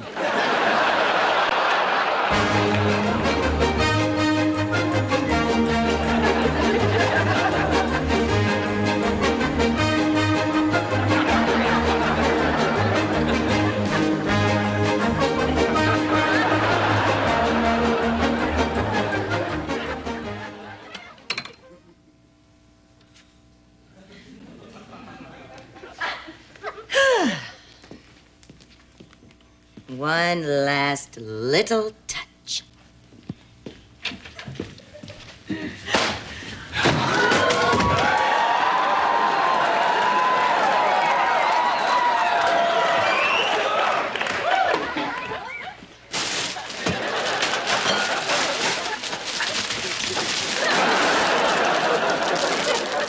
You're such a pig!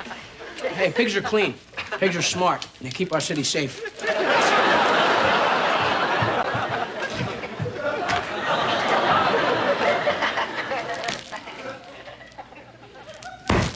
You kids, get down here and clean this up. We didn't do it, Mom. What are you talking about? We just got home. Why don't you always blame us? We don't need chips, Mom. Oh, where did they learn to be such pigs?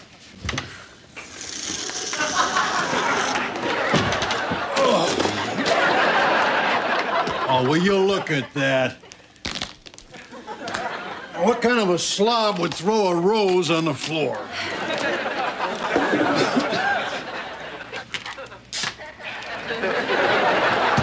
Jack, the refrigerator's open. Damn kids. They spilled some beer on the floor, too. The little scamps. Here, sign these divorce papers so I can finally have 3 kids, not 4. God, this is a big moment. Really makes you think, doesn't it? Yes, we all have second thoughts. Your turn. Press hard. There's 3 copies. Well, I guess our relationship has run its course. Of course, the ones hurt in a divorce are really the children. But they're the school's problem. Kids grow up the same way no matter what you do. If they don't get their values from movies, TV, and rap music, what can we do? Yep, you can put the cable in, but you can't watch it for them. Besides, nothing seems to affect these kids. Fatherless twerp. Oh, you frigid, sexless ice queen. I'm telling Dad. Go ahead, if you can find him. Well, I don't feel guilty. Their personalities were formed long before we ever split up. No, it's little Ross who would be the most affected. He's the most normal of all. Eeny, meeny, miny, mo. Catch a redneck by the toe. If he hollers, let him go. Bam, bam, bam!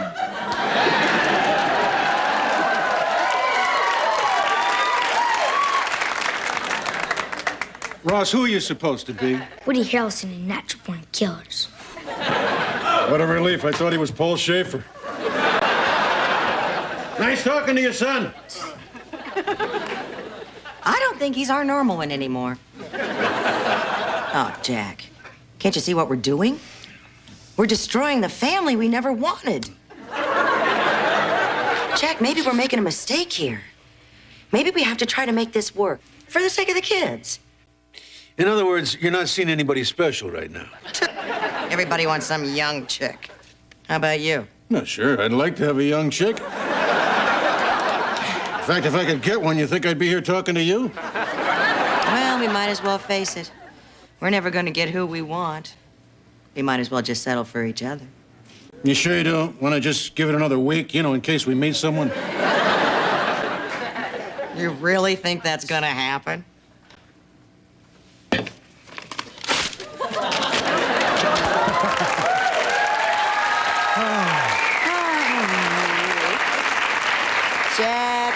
Jack. Is this love? Oh, it's better than love. It's the death of hope. Well, we have a long history together, and we hate the same people. You can't buy that. No. And Jack, common hate is the basis of every successful relationship. Without it, you have nothing. You know, I think you should move back in tonight. I mean, it's not like you're going to Paris. We can open a bottle of wine and trash all our friends. Oh, I have missed you, you sick little twist. Jack, are you as happy as I am? I'm not sure.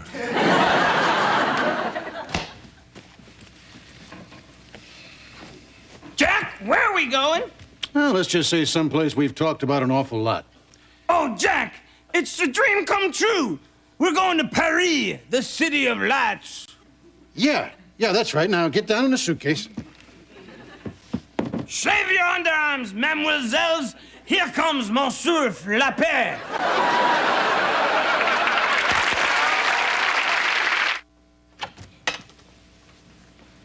You okay in there? Are we there yet? I have to go to the bathroom. I'm hungry. I'm thirsty. Are we there yet?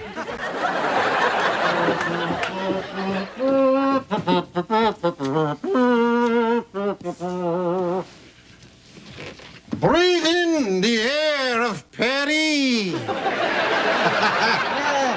Hey, look over there. The women are topless in the streets. Let me out! Let me out! We're almost there. Welcome to our new home.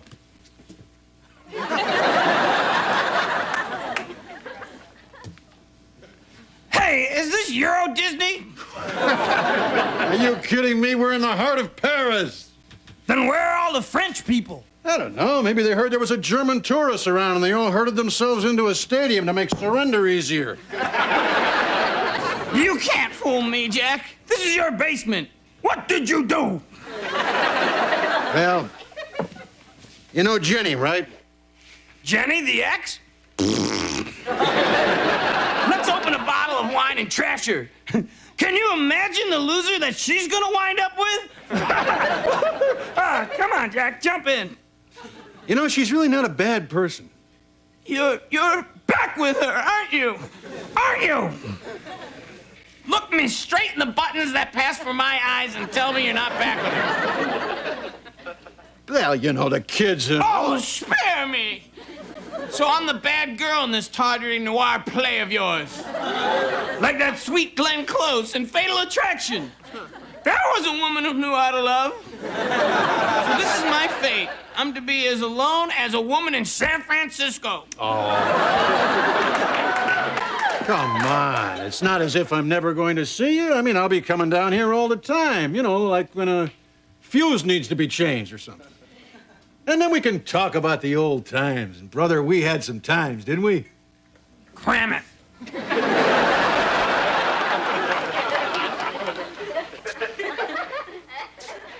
You know, you never were good with moments.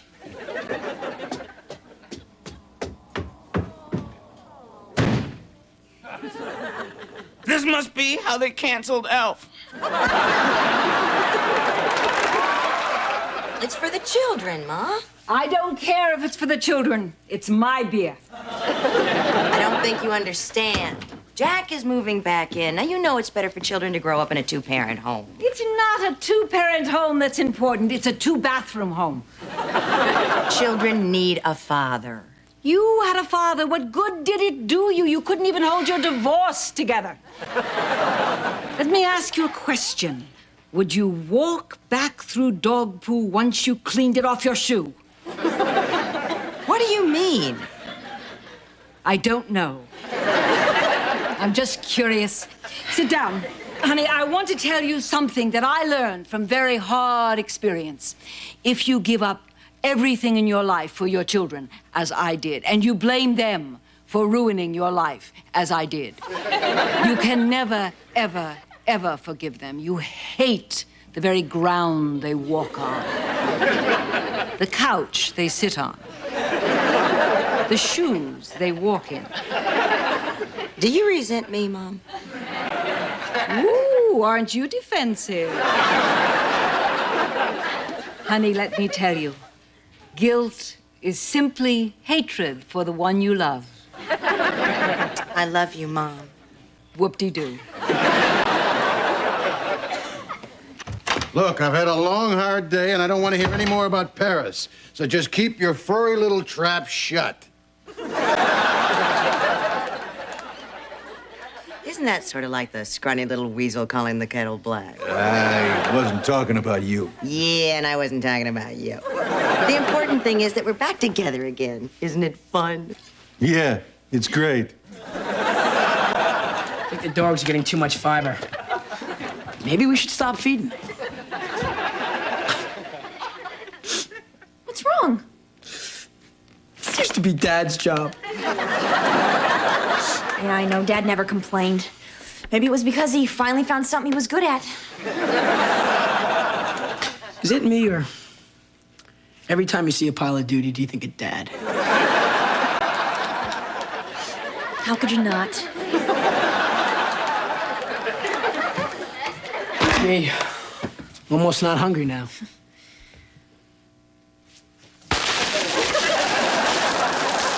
Hey, kids. Your father and I are getting back together. Oh, that's great. I can't tell you how happy this makes me. Dad, how could we not be happy about you coming back? I mean, no more having to go to that lice-infested, disease-ridden cesspool of an apartment. I mean, it was fine for you, but we're used to having a sink and a toilet bowl. Spoiled rotten. No more watching the clock tick off the seconds, waiting for the quality time to be over. And your credit cards will be so much closer. Just one thing, is it okay if we don't tell anybody at school that you guys are back together? I mean, it's too embarrassing. It's almost like you guys couldn't get anybody else. Now, you know that's not true. We both had dozens of choices. It's just that we love each other very much, right? Yeah. Big time. Oh, look, who cares? The important thing is that we're a family again. Yeah. So what do you say we go out together tonight to celebrate? No, let's not. Life's so short. All right. I guess being a family means that we never have to do anything together again. Oh, that's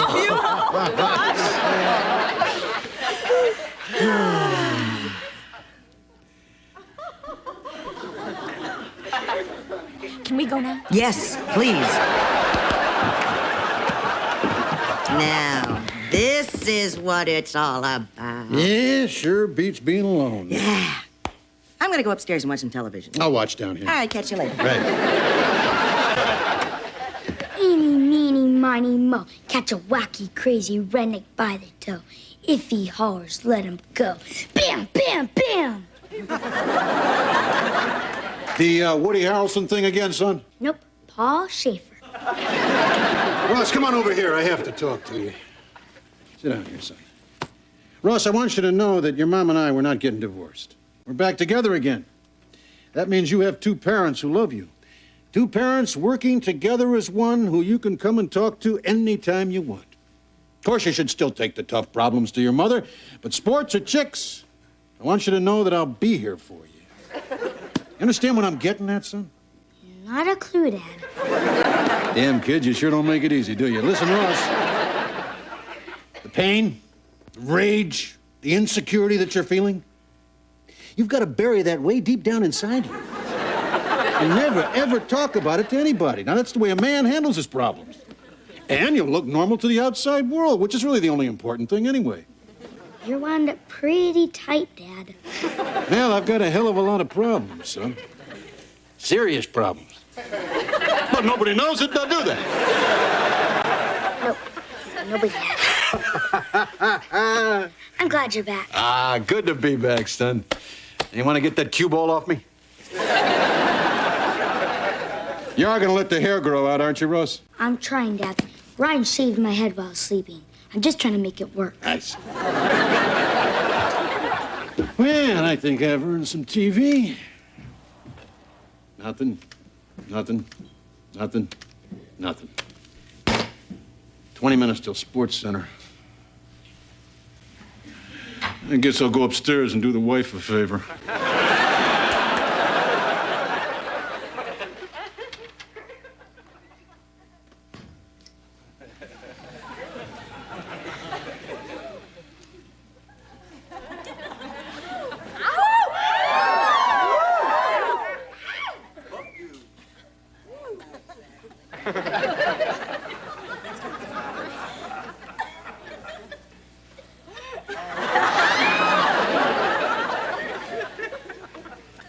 What are you doing? I figured I'd just let you look at me for a minute, you know.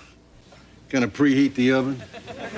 Oh, it's not going to be that easy for you, Jack. Well, it never exactly was a piece of cake, but we did have 3 kids. Yeah. 18 minutes of pleasure for 18 hours of labor. 18 minutes ain't bad. It's cumulative, Jack. Look, baby, you're just hurting yourself because no matter what we're doing, I'm not missing plays of the week. I just think we should get back into this relationship slowly. I want to be courted, charmed, pursued. I know, but nobody wanted you. That's why we're back together. But I want you, baby. At least until 11:30, so come on. Let's go. Let's go. Oh, Jack, we need to talk. Yeah, we can talk after. Come on. Oh, come on, Jack. You know, afterwards, you're always curled up in a little ball going, I'm sorry, I'm sorry.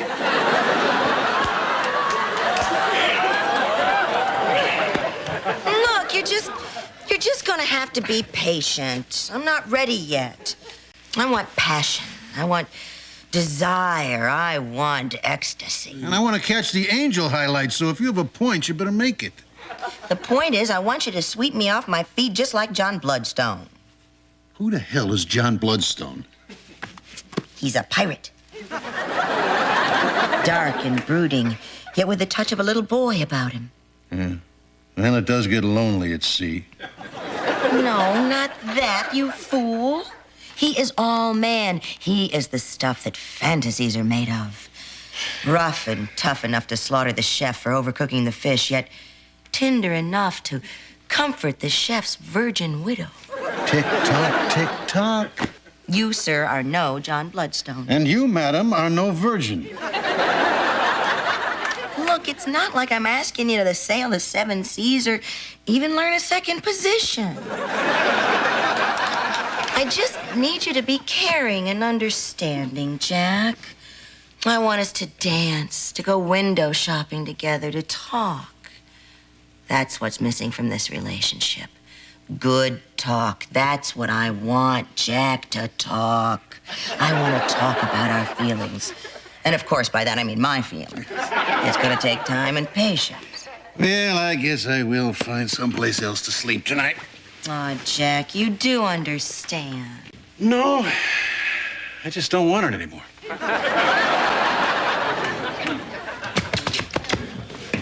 If you guys could talk, we wouldn't we? All right, now, where were we? And he kissed her as the seawater washed over her body, stinging the places where his beard had scraped her skin. And they talked about their feelings until dawn and for the rest of their lives. The end.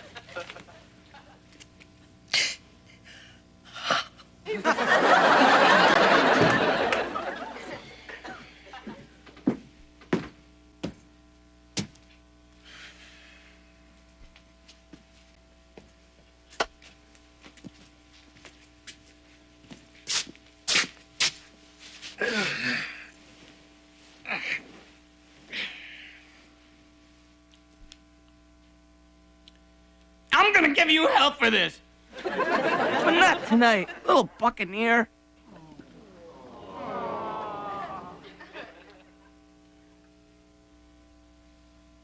I was wrong. I want to talk about this now.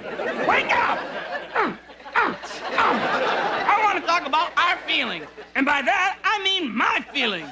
You know, I knew you'd come here. Once you've gone bunny, you can't go back.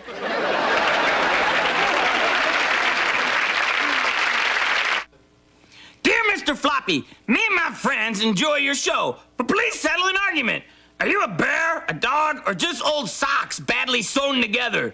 Larry Lovejoy, Beaumont, Texas. I'm glad you asked that question.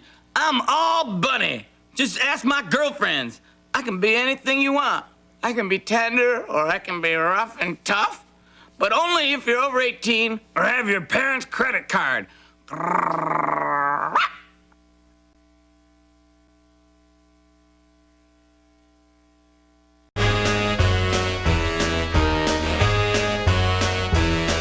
Hit the road, Jack, and don't you come back no more, no more, no more, no more. Hit the road, Jack, and don't you come back no more. Oh, what you say? Hit the road, Jack, and don't you come back no more, no more, no more, no more. Hit the road, Jack, and don't you come back no more. Oh, woman, don't you treat me so mean. You're the meanest old woman that I've ever seen. I guess if you say so, I have to pack my things and go. That's right, hit the road, Jack, and don't you come back no more, no more, no more, no more. Hit the road, Jack, and don't you come back no more. Oh, what you say? Come on back.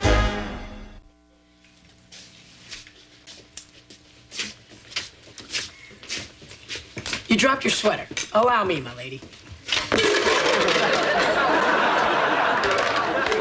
Don't worry, I'm okay. This is really no problem. I'll just pop this in the washer, miss. It's cashmere. Ah, you're Indian. Do you speak our language? You're a complete moron. Very good. Stay away from me or I'll call a cop. All right, well, don't tell them you're a foreigner. They'll beat the hell out of you. These potatoes are great today. You want? Look, it's the coolest kid in school. Dean Valentine. He's got everything.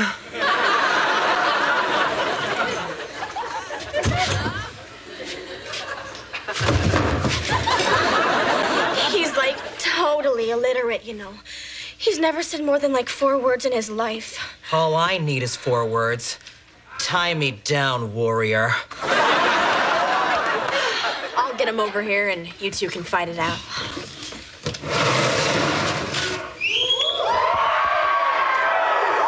Stuck again. It's never happened before. Do I have lipstick on my teeth? What's this? What's what? This? Nothing. No. Wait. Yes! It's a pimple. A zit. A blotch. A blemish. A big, ugly oozer. Oh, God. You can forget about the new car and the girlfriend. Just put another one on her nose. No, this isn't happening. Calm down. It's like you can't even see anything. Oh, it's like you can't see anything. Are you crazy? It's a monster!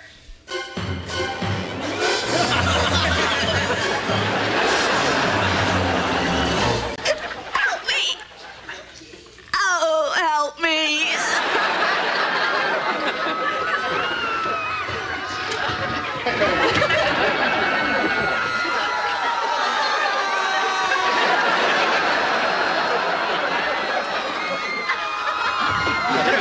We must run.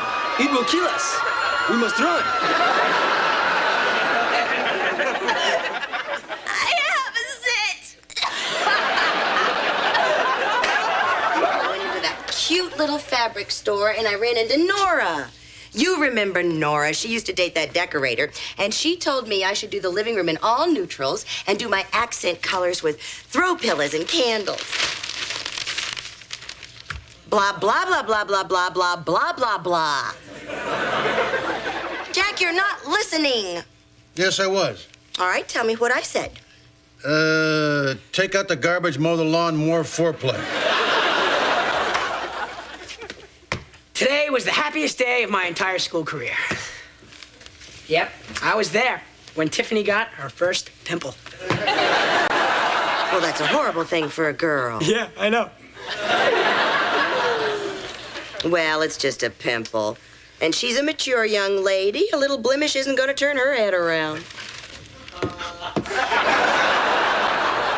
Hey, look, it's Cousin It. Don't look at me. And spare me your false pity. I want real pity. I'm deformed. Oh, honey, let me have a look. Oh, why, you can hardly see it. Jack, come tell her how tiny it is.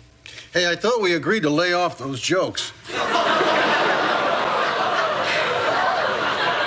The pimple, Jack. Yeah, the pimple. Very funny. Jack, please, I'm talking about the throbbing zit on Tiffany's cheek. Go tell her it's nothing. I sell used cars for a living. Nobody believes me. That's nothing, honey. It hasn't even come to a head yet. It grows a head? Oh, Mom, what'll I do? Oh. Just be patient, honey. It'll go away. You'll be fine. Unless this is an actual outbreak of acne like Cousin Stevie. You know, Pizza Back, the one who nobody goes in the pool with. Oh, but don't you focus on the negative. I mean, look at your father. Do you think he could hold his head up if he focused on the miserable stagnation of his career? And Ryan, who doesn't even have the hope of achieving the mediocrity of his father. Focus on the positive. Do something that makes you happy. I know it always makes me happy. I'll go weigh myself. Well, I guess that's what being a mother's all about. Lying to your kids, telling them everything's gonna be all right. Mediocre. You really think I could have kept my job working for your father if I was mediocre?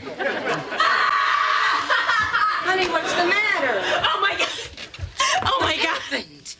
I gained 10 pounds. Where? Well, this thing weighs at least 6, but that still means I've gained 4 pounds. Oh, my God. I'm a pimply fat girl. Maybe you're pregnant. I happen to be a virgin. There's other ways to get pregnant, you know. I mean, you sit on a toilet seat, don't you? No, I don't. I hover. Honey, now might be a good time for you to learn that true beauty comes from within. It's not what you look like. It's what you are. Oh, Mom, you'd have to believe that, wouldn't you? I laugh at the face of middle-class America. What's wrong with you guys? Well, I'm mediocre, Ryan is sub-mediocre, and Tiffany is a hovering, pimply fat girl. I think we'll all feel better when I get a gun.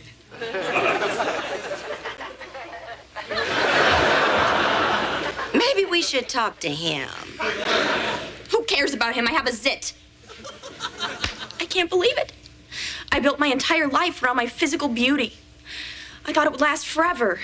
You know, till I was like 25. Oh, what a fool I was. Well, now it's gone. And there's only one thing left for me to do. I'm going to have to develop a personality. Why is she so sensitive? Jack, she's so superficial. And I have absolutely no idea where she gets that from. What are you laughing at? I set the scale so it weighs 10 pounds heavy. Now, look, son, girls are fragile. You really shouldn't play around with them. That's not funny. 10 pounds. I gained 10 pounds.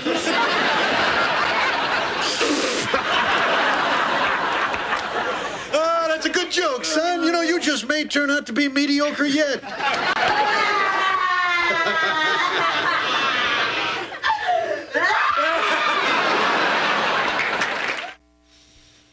where am I gonna find a personality? How do you become charming without good looks? Dear Lord, why am I asking you? Because you know that no matter what happens, I'll always be your older brother. And you'll always be my little plus girl. But if you want my advice, eat. And keep eating. Because the fatter you get, the smaller that pimple's gonna look.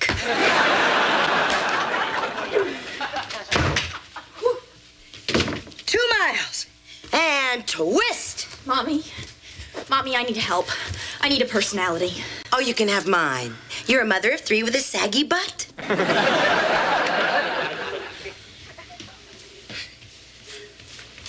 Ah, what a beautiful morning.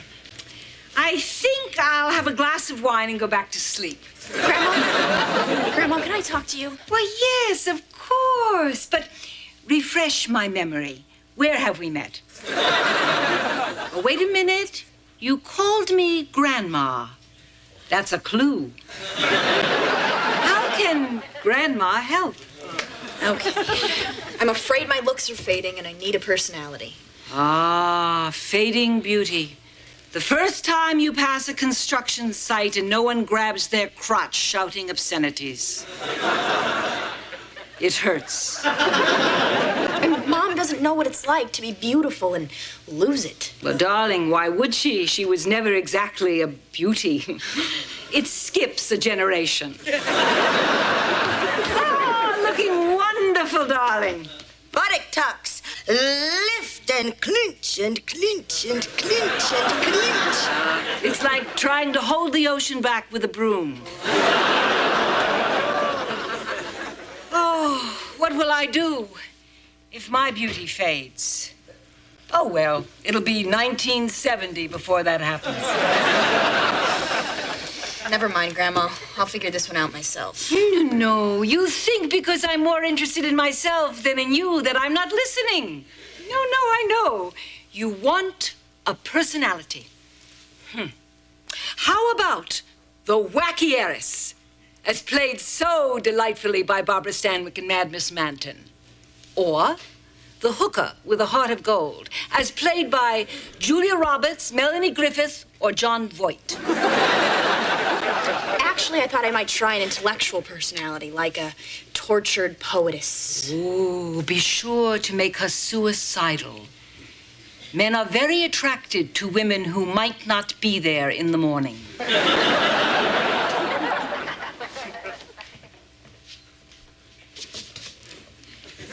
What are you doing? I'm a tortured poetess, and I notice. But that's all I wrote it is. My standards are pretty low, but that stunk, man. I'll never find a personality, and I'm fat. Might as well be a meter maid. Who needs a personality? Amber doesn't have one. But I hide it with the proper accessories. And you're depressing me. So let's talk about Italian shoes and, Chanel scarves.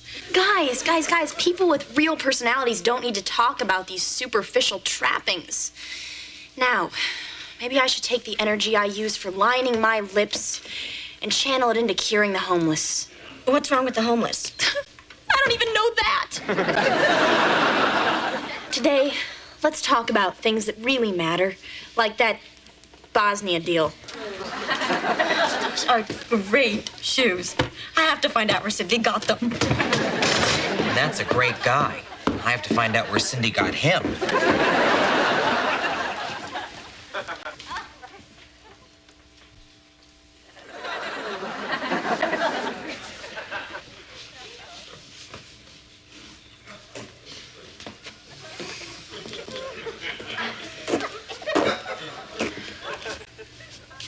Hi, my name is Tiffany, and I'm a pimply fat girl. Hi, Tiffany.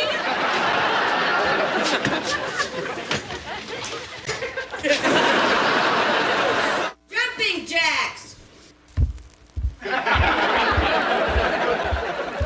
The only sane place in the house. Twist and 2 and 3 and 4 and buttocks tucks. Lift and clench. Clench and clench.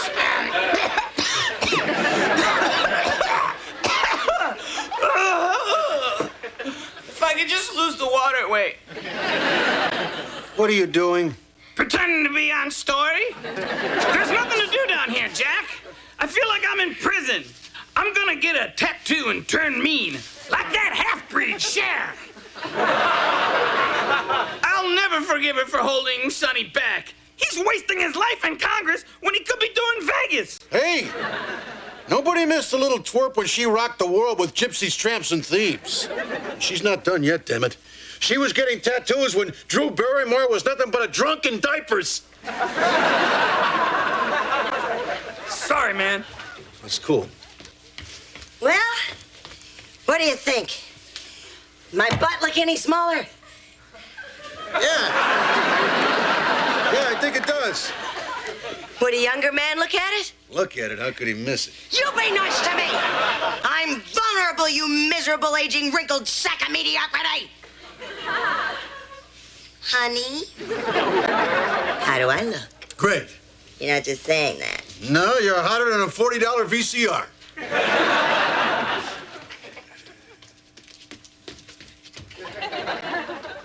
How easily you lie to her. What have you lied to me about? Do you really think I'm beautiful in the morning? Am I really the softest fur you ever felt? Sadly, yes. Then why do you treat me like this? Why is she permitted to sashay down here whenever she wants and wiggle her wobbly butt in my face? Well, actually, you'll get a kick out of this. It seems the scale was adjusted, so she thinks she's 10 pounds heavier. You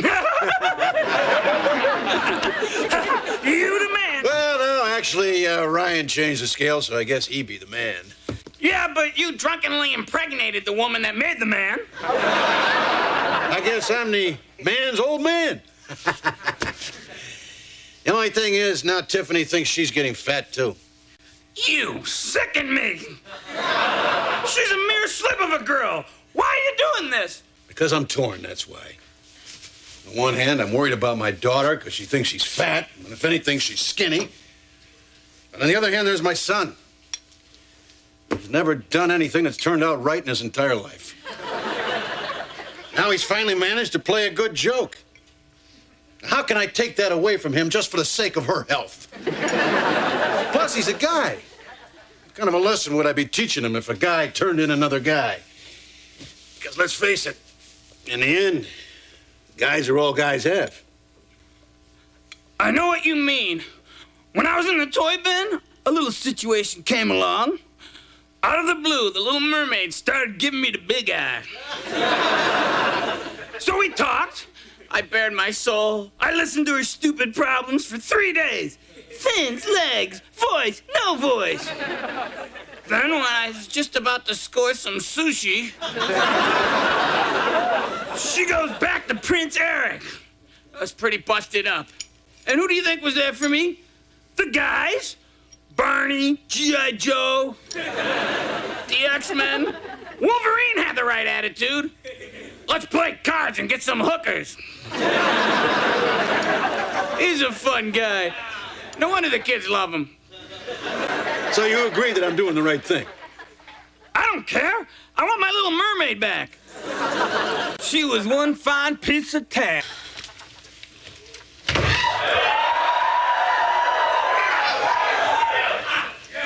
Oh, Mommy. Having a personality is so exhausting. It's harder than being skinny. Nothing is harder than being skinny. Do you know what I found out about having a personality?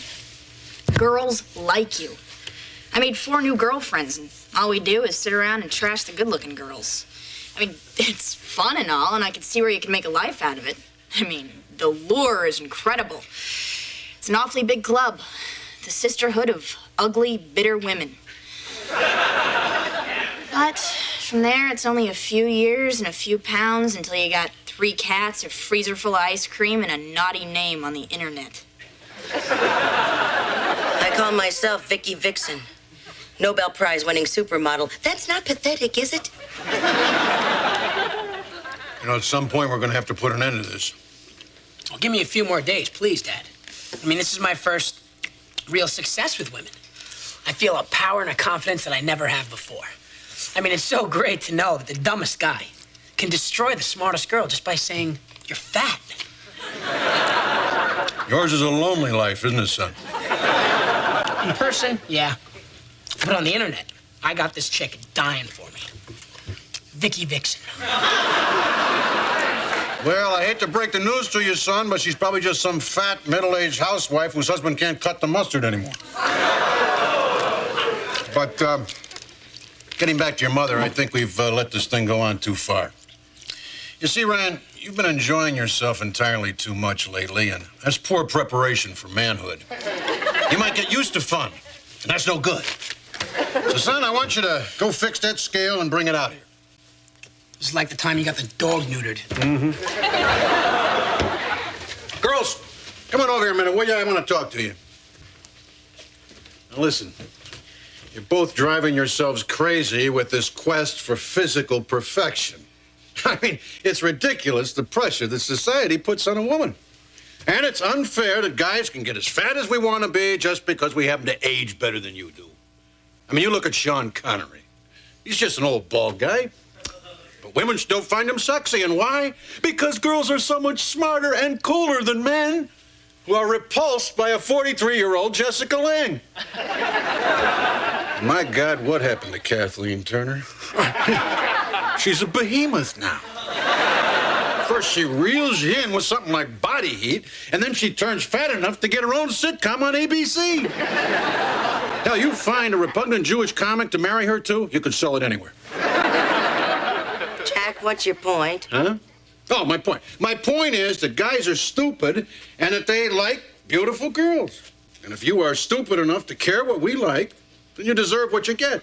Now, step on that scale. I'm afraid, Jack. It's a scale that should be afraid. Go ahead. Yes! Hallelujah! I weighed what I weighed when we were separated, and I cared what I looked like. Oh, and I'm finally back under what science considers healthy.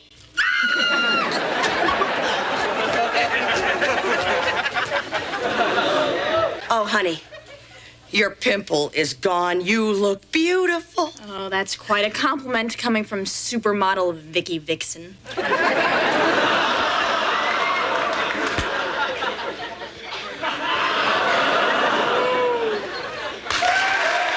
Dear Mr. Floppy, I love your show. You look somewhat familiar. Have I seen you before? Nick, New York. How observant you are. Well, you may recall me in the 80s when I performed Cats in Vegas. Or it may have been my highly regarded One Bunny show at Totally Nude. Not to mention my critically acclaimed portrayal in the first production of Harvey with an invisible man at Fatburger. See you at Spago.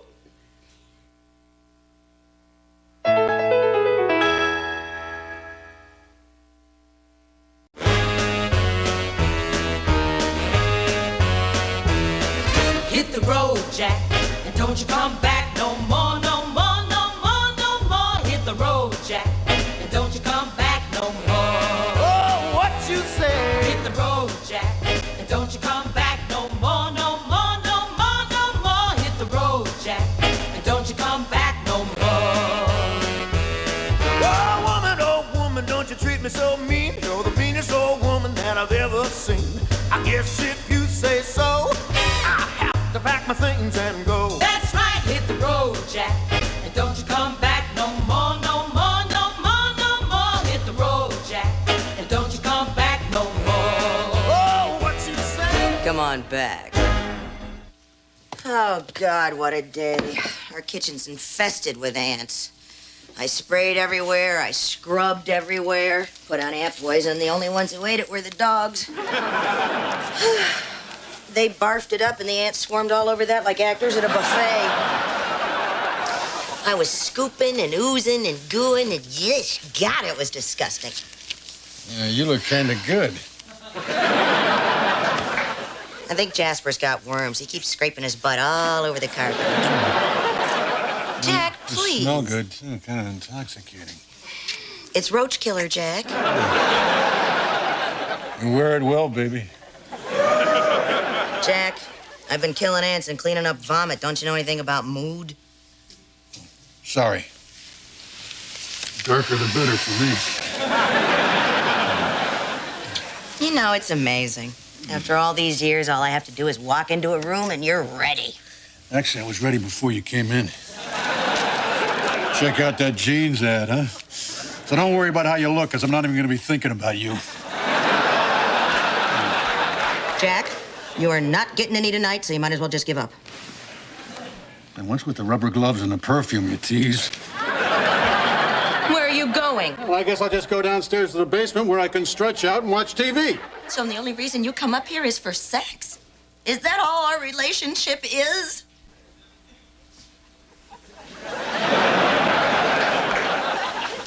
There. That's better. Anything you can do downstairs, you can do up here. Don't eat in bed. I'm not watching sports.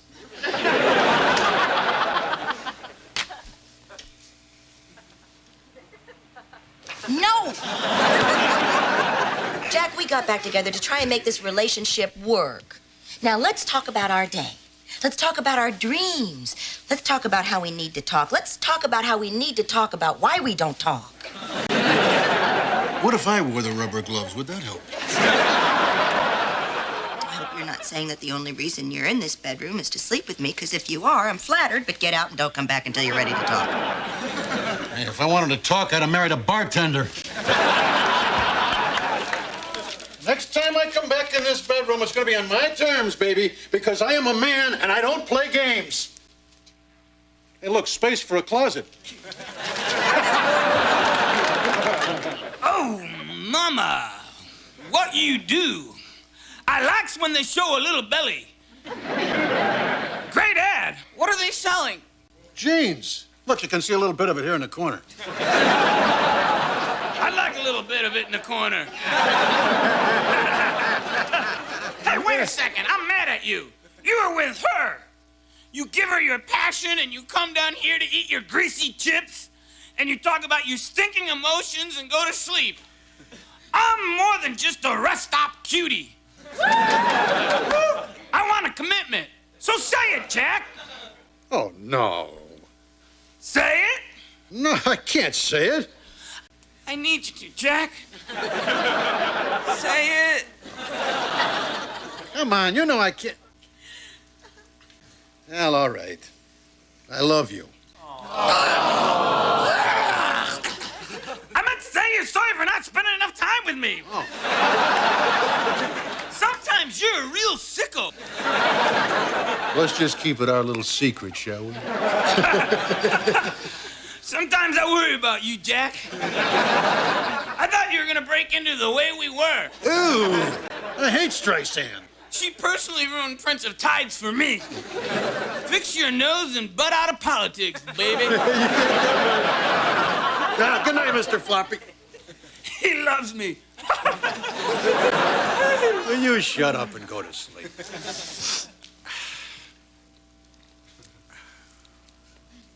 Ah! What was that? Jack, it was a monster! Yeah, thanks. A guy has to hear that once in a while. Not that. I saw a shadow on the wall. It's a monster! There are no such things as monsters. Look, it's just the moonlight hitting off that gas can there. I'll just move it, well, I'll put it on top of the hot water heater here. See? All better. Now, your problem is you just have an overactive imagination. Oh, well, you should talk. Hold me until I fall asleep, Jack. I'm not gonna hold you. You say you love me, but you won't hold me. All right, I'll hold you. Now, close your little button eyes and I'll sing you a lullaby.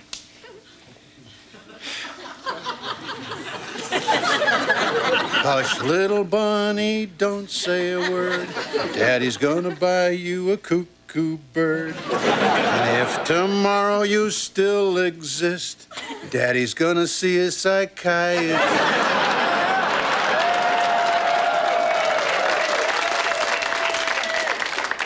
And if that shrink can't get the job done, Daddy's gonna end up in a tower with a gun.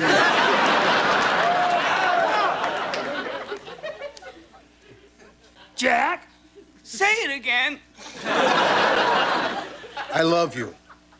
It gets easier, doesn't it, Jack? Boy, pretty soon we'll be on at 8:30.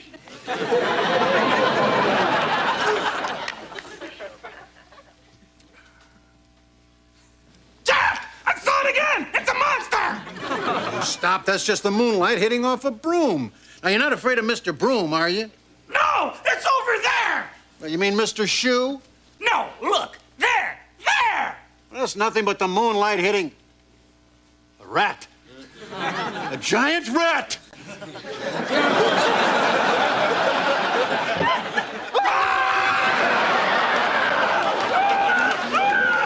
Jack! I'm not one of your children! Don't leave me! Sorry.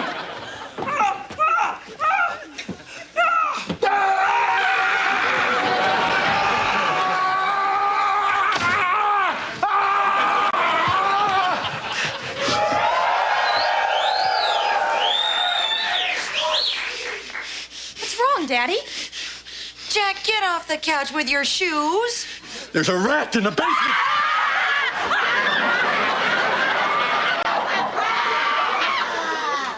Nice memory for a kid to have of his dad. Better than finding a dead body in the basement, son.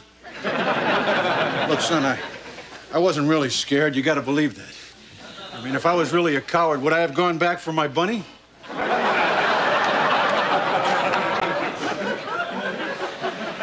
This is no time to dwell on my insanity. There is a rat in the house! Jack, put down the bunny and kill the rat. You're supposed to be the man of the house. Yeah, supposed to be. Family, gather around. I got a plan. Now, we haven't fed the dogs in a couple of days, right? Okay. Boys, sick 'em! All right, the dogs won't kill the rat. That means the next lowest form of life in this house will have to do it. Kids, good luck. Ryan, get my magazine while you're down here, will you? Why do we have to do it? I mean, that sounds like a dad's job. Oh, sure, I could do it. But I think this is a valuable life lesson for you kids to learn. I mean, you know, if you have to live in New York someday. Besides, killing, well, this is what makes this country great. I mean, after all, we killed the Indians, we killed the French, we killed the English, we killed the Germans. Not enough of them, by the way. We even killed our own planet. And now I want you kids to continue in that noble tradition by killing the one thing that does not have a special interest group to make us feel guilty. Go kill that rat. We'll be at the pancake house. Oh, Jack, you make me so proud to be an American. Maybe the waiter will be a German. We can stiff him. It's for you, kids.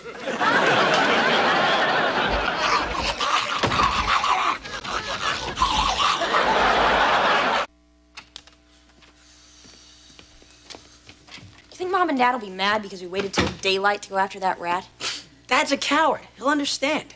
I mean, besides, with all the Chinese restaurants, Thai restaurants, Mongolian barbecue joints, it's just not as easy to find a stray cat as it used to be.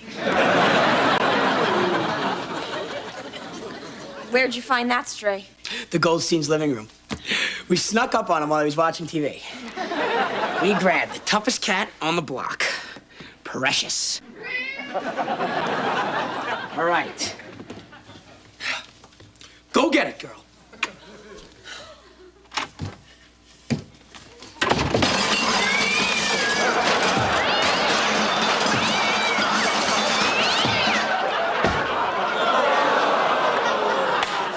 Yes, it's over. Precious?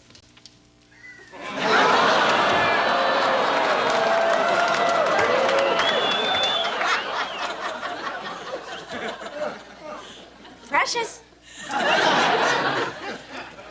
Well, you ought to see the other guy, right, Precious? Right? Look, the rat even ate her claws off. No, he didn't. The Goldsteins had her declawed. God, it's so cruel what some people do to their animals. What should we do with her now? I know. We'll tear one of Mom's pillows. We'll take the feathers out, glue it to the skeleton. No one will ever know. Yeah, right. I've got a better idea. Let's just leave her on the neighbor's porch with a note. That hit the spot. Love, Oprah. God. We haven't spent the night at the pancake house drinking coffee since I was 8 months pregnant with Ryan. Yeah. Well, I tell you, all that coffee and it still didn't sober you up. Kids, we brought you back some pancakes, but you can't have any until you bring us the head of that rat. How about the head of a cat? Yeah, precious. You know, it sounds to me like you kids could use some strategy, and I guess that's where I come in since I was in the Air Force. What strategy did you learn? Well, son, I learned that by joining the Air Force, you can stay out of the Army. How about if we kill these ants and you guys kill that rat? Oh, I spent all day yesterday killing ants in there. There isn't an ant within 1,000 miles of here.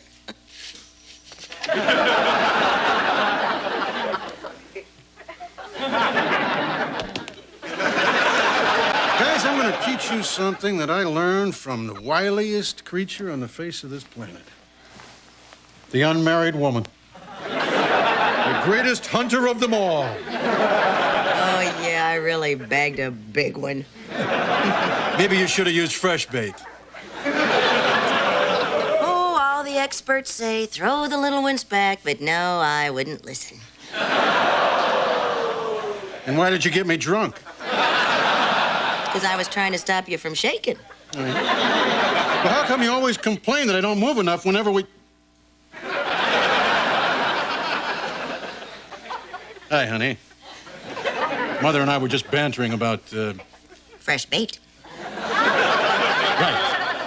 Yeah, well, I think I understand. We need to find some good bait. We need to find something that rats like. We know they like cats. By the way, if the Goldsteins call, we don't know anything. Well, I know what we have to do. We're just gonna have to move on to Plan B. Oh, no! Not Plan B!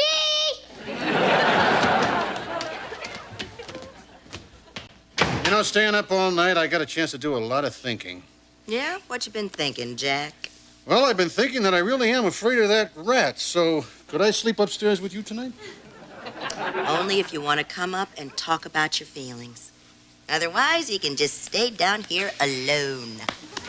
Yeah, well, that's where you're wrong, baby. I'm a schizophrenic. I'm never alone.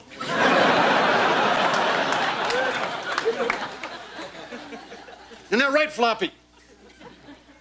Oh, my God, I left him at the pancake house. Boy, am I going to hear about this.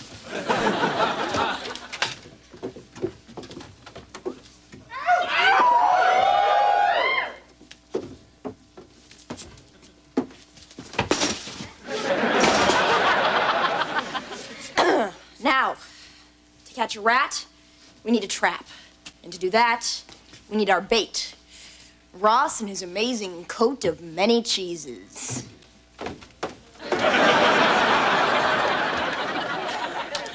He needs some on top.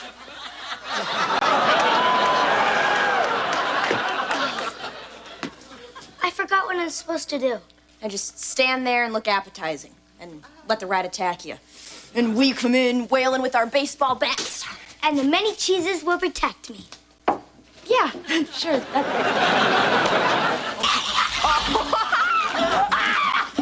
He's got me by the cheddar! Get him.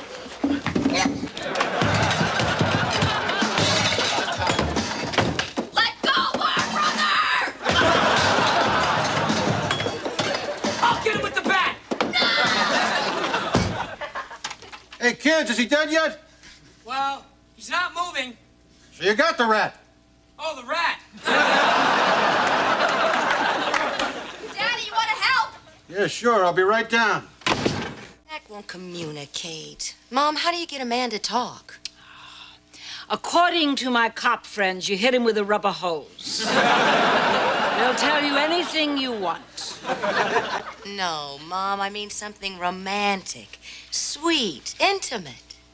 Hit him harder. Don't eat chips on my bed. Ah, yes, and don't spit in the ocean. Never wear white after Labor Day, and only wear things with zippers to the racetrack. Jockeys don't have a lot of time between races.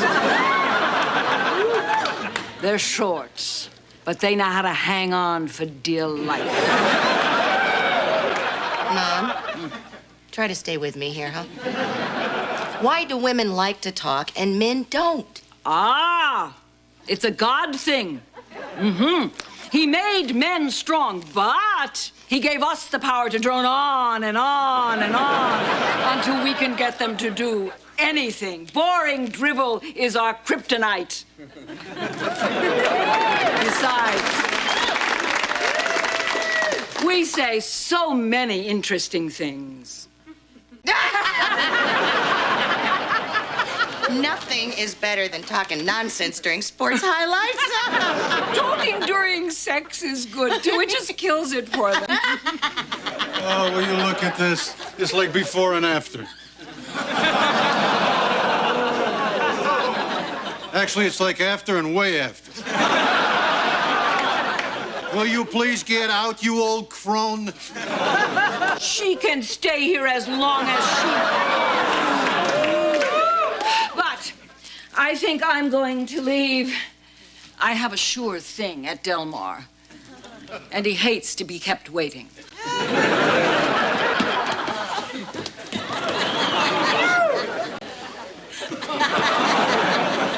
Great plan, guys. All right, well, it might not have killed him. But with that she squirt, he's gonna be mighty constipated. Yeah, well, I've got another plan. We're gonna catch that rat yet. And this time, it's personal. So you decided to come up here and communicate with me instead of sleeping with that rat down there. Well, actually, the kids are down there, too. But by all means, tell me more interesting facts about your life that I haven't heard in the 17 years I've been married to you. Well, for one thing, I can achieve the big O. Oh, this is gonna be so much fun. Now, in order to understand the woman, you must understand women. Can you say estrogen? Well, that's all you need to know about yeast. Now, what does a man need to know about water retention? And thus the menstrual cycle can begin anew.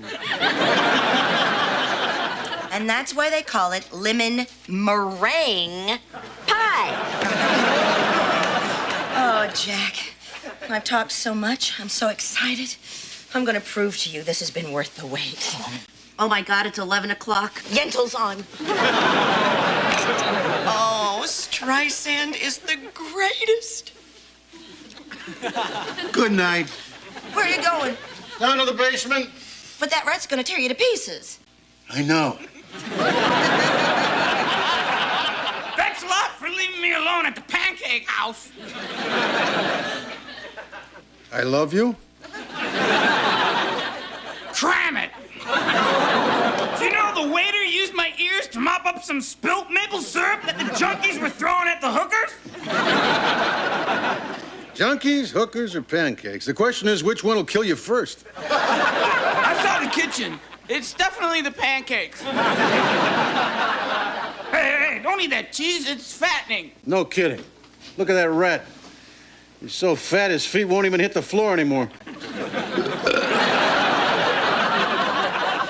He looks like Dom DeLuise with a tail. Hey, throw that chip near him.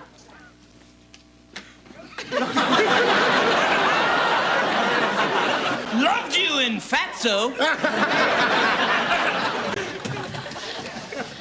All right. Now, you're sure Dad's upstairs? Yeah, they're watching Yentl. Thing never ends. This time, we killed a rat. Okay. Start the car.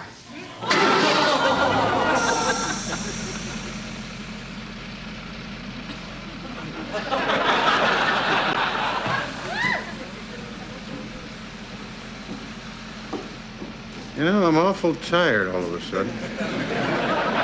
Yeah. Close the window before you go to sleep, will you, Jack? I'm cold. I can't.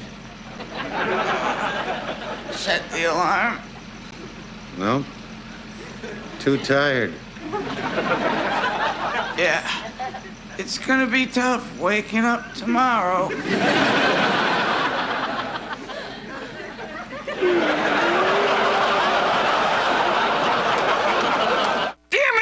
Floppy, you have such a beautiful voice. Have you ever thought of joining a band? Jeff, New Orleans.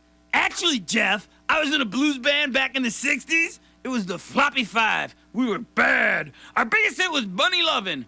Props? Da-da-da-da-da. Oh, baby, you could have had it. You could have bitten my carrot. Thank you very much. Gee, I wonder if the other guys in the group are starving.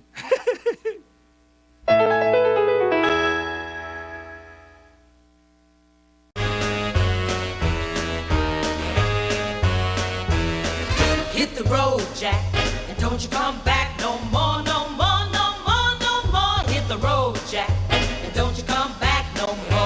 Oh, what you say? Hit the road, Jack, and don't you come back no more, no more, no more, no more. Hit the road, Jack, and don't you come back no more. Oh, woman, don't you treat me so mean. You're the meanest old woman that I've ever seen. I guess if you say so, I have to pack my things and go. That's right, hit the road, Jack, and don't you come back no more, no more, no more, no more. Hit the road, Jack, and don't you come back no more. Oh, what you say? Come on back.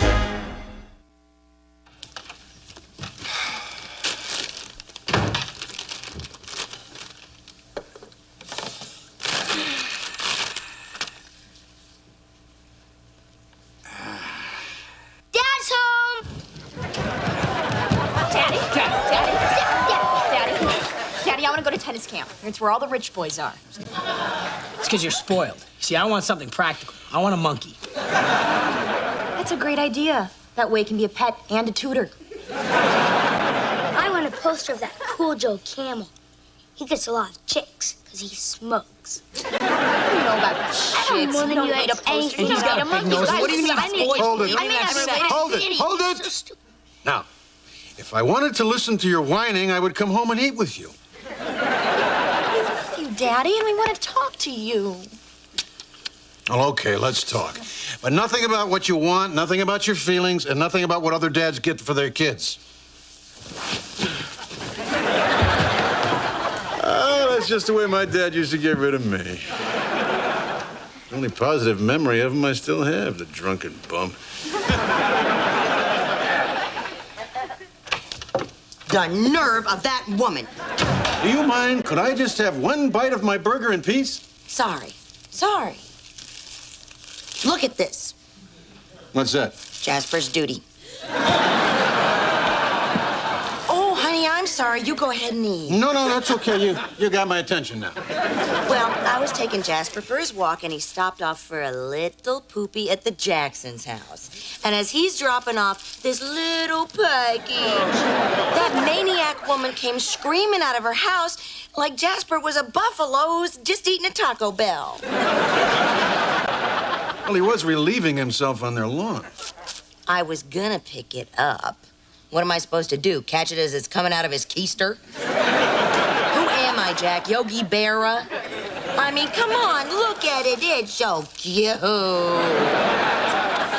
God, that woman was screaming so loud, Jasper didn't even get to finish his bowel movement. Well, why doesn't our neighbor like me? I took her a bundt cake when they first moved in. Well, speaking as someone who's had one of your bundt cakes, I'll tell you this. It took 3 weeks for it to move out. Come on, Jack. What are we going to do about the neighbor? Well, we seem to be stuck with him, so why don't you just try to make the best of it? Invite this woman over, turn on Ricky Lake, have some international coffee, and talk about woman stuff. You know, getting the laundry white, eliminating pesky household odors, and that mystery thing that makes you walk on the beach feeling all fresh. Jack, everything you know about women comes from TV commercials. If I believed all of that, I'd think men were only interested in beer and scantily clad women. Scantily clad girls. Look, why don't you just call this woman so I can at least eat my burger in peace, huh? Oh, all right, I'll call her, but you hold Jasper's duty for me. His duty is warmer than my burger.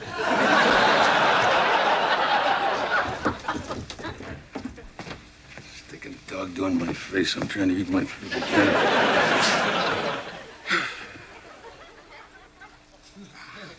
Where the hell have you been? You were supposed to be home at 6.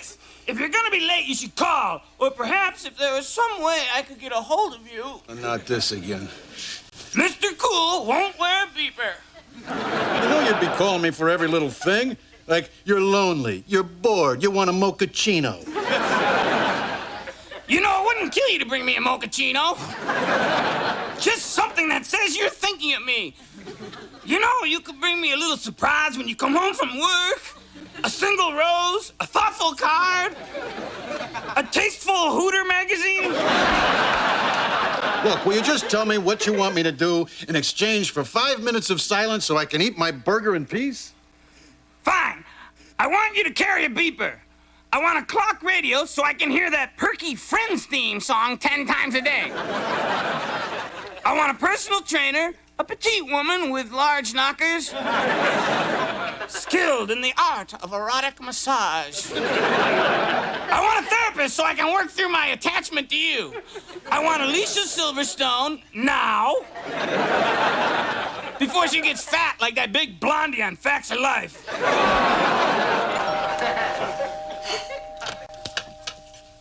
Hi, come on in. Thank you. This is for you. Oh, that's amazing. This looks exactly like the cake pan I use. And the same cake. I couldn't get it out. My husband has the same problem. By the way, your lawn is beautiful. Oh, I guess your doggies don't duty on it.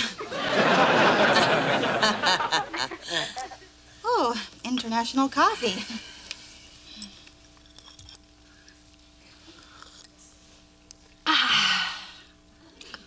Look how shiny these cups are. I can see myself. The dogs lick them clean.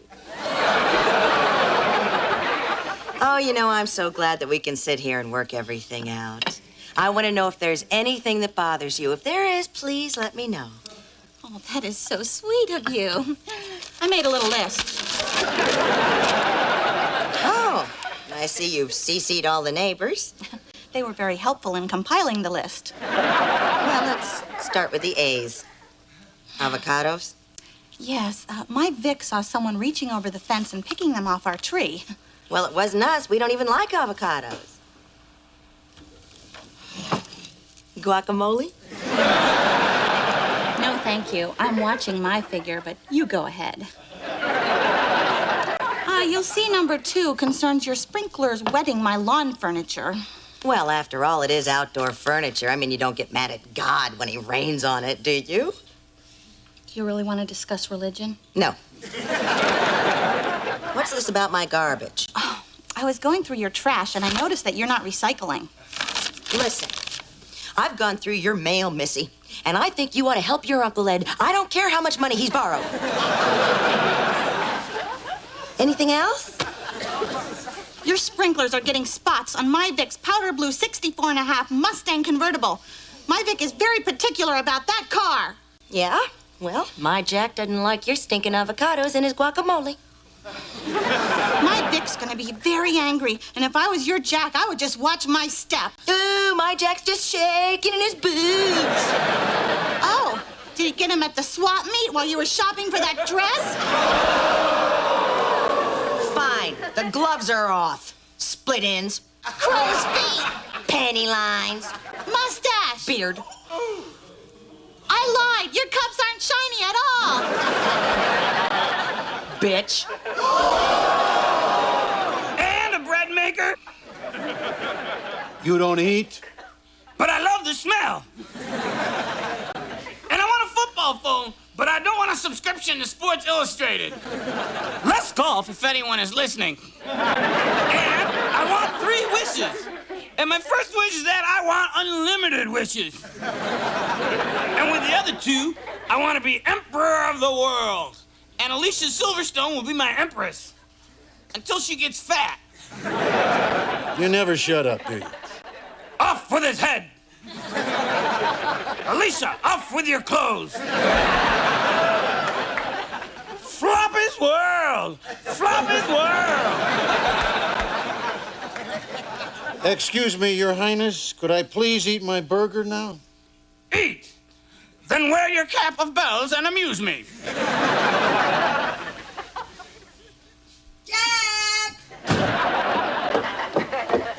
Honey, don't make any plans for Thursday night. Oh, God. I'm not going to have to hold hands and watch a special 1-hour episode of Wings, am I? Close.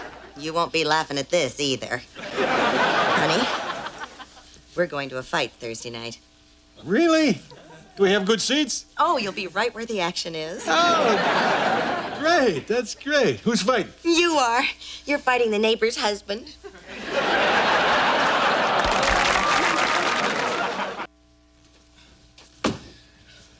Hey, Dad.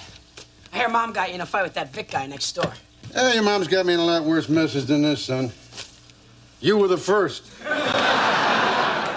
You don't mind the Mom got you in a fight, Dad? Tell you the truth, life's been punching, kicking, and biting me for the last 20 years, and I've been taking it. Because you can't fight life. You get the chance to punch some stranger in the face, and you take it. I thought you said fighting wasn't a way to solve anything. No, not for you. You have no chance of winning. Maybe you ought to think about this, Dad. I mean, you're an old guy. Your mouth fills up with blood when you brush your teeth. I brush pretty hard, son. Look, don't worry about me. Did I ever tell you I fought Golden Gloves? Every day of my life. Well, then you know your old man can handle himself. Not that I really care, but, did you ever see this guy? No, but the other day I was picking avocados for Mom. And I was looking at some of his clothes hanging from the clothesline. A lot of Harley jackets and shirts. Pretty big, too. Using one as a comforter. Really? Yeah. Well, I don't care. I fought Golden Gloves. You know, we skilled boxers actually prefer fighting these big savage guys. As they come in all slow, you know, swinging wide and wild. All you got to do is keep a cool head and come straight down the pike. Come on, try and hit me. I don't want to hurt you, Dad. You won't even touch me. Come on, come on. All right.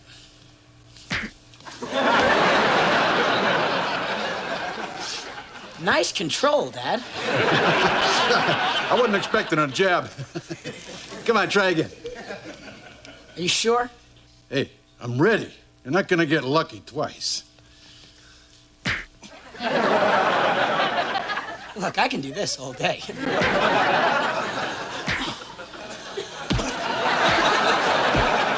Why, you little... Dad, you told me. Dad, you kill you. No, take your part.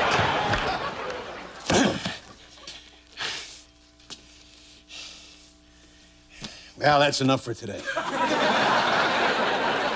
All you did was hang the bag. I did some road work. I drove down to the liquor store and got some beers. Oh, I don't know. Maybe I ought to call off this fight. After all, I couldn't even block my twerp of a son's jab.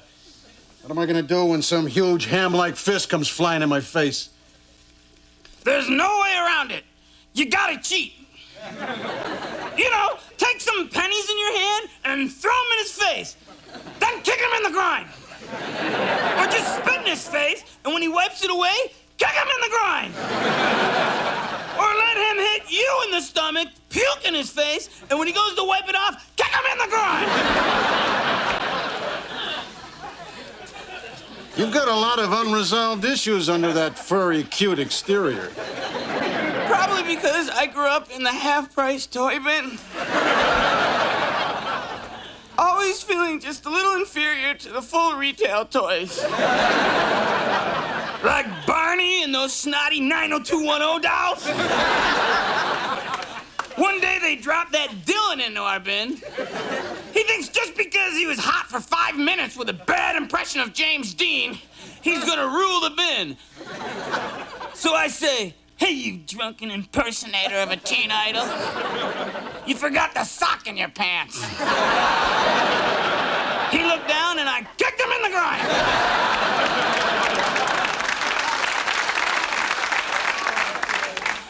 Then I had my way with the Kelly doll right in front of him.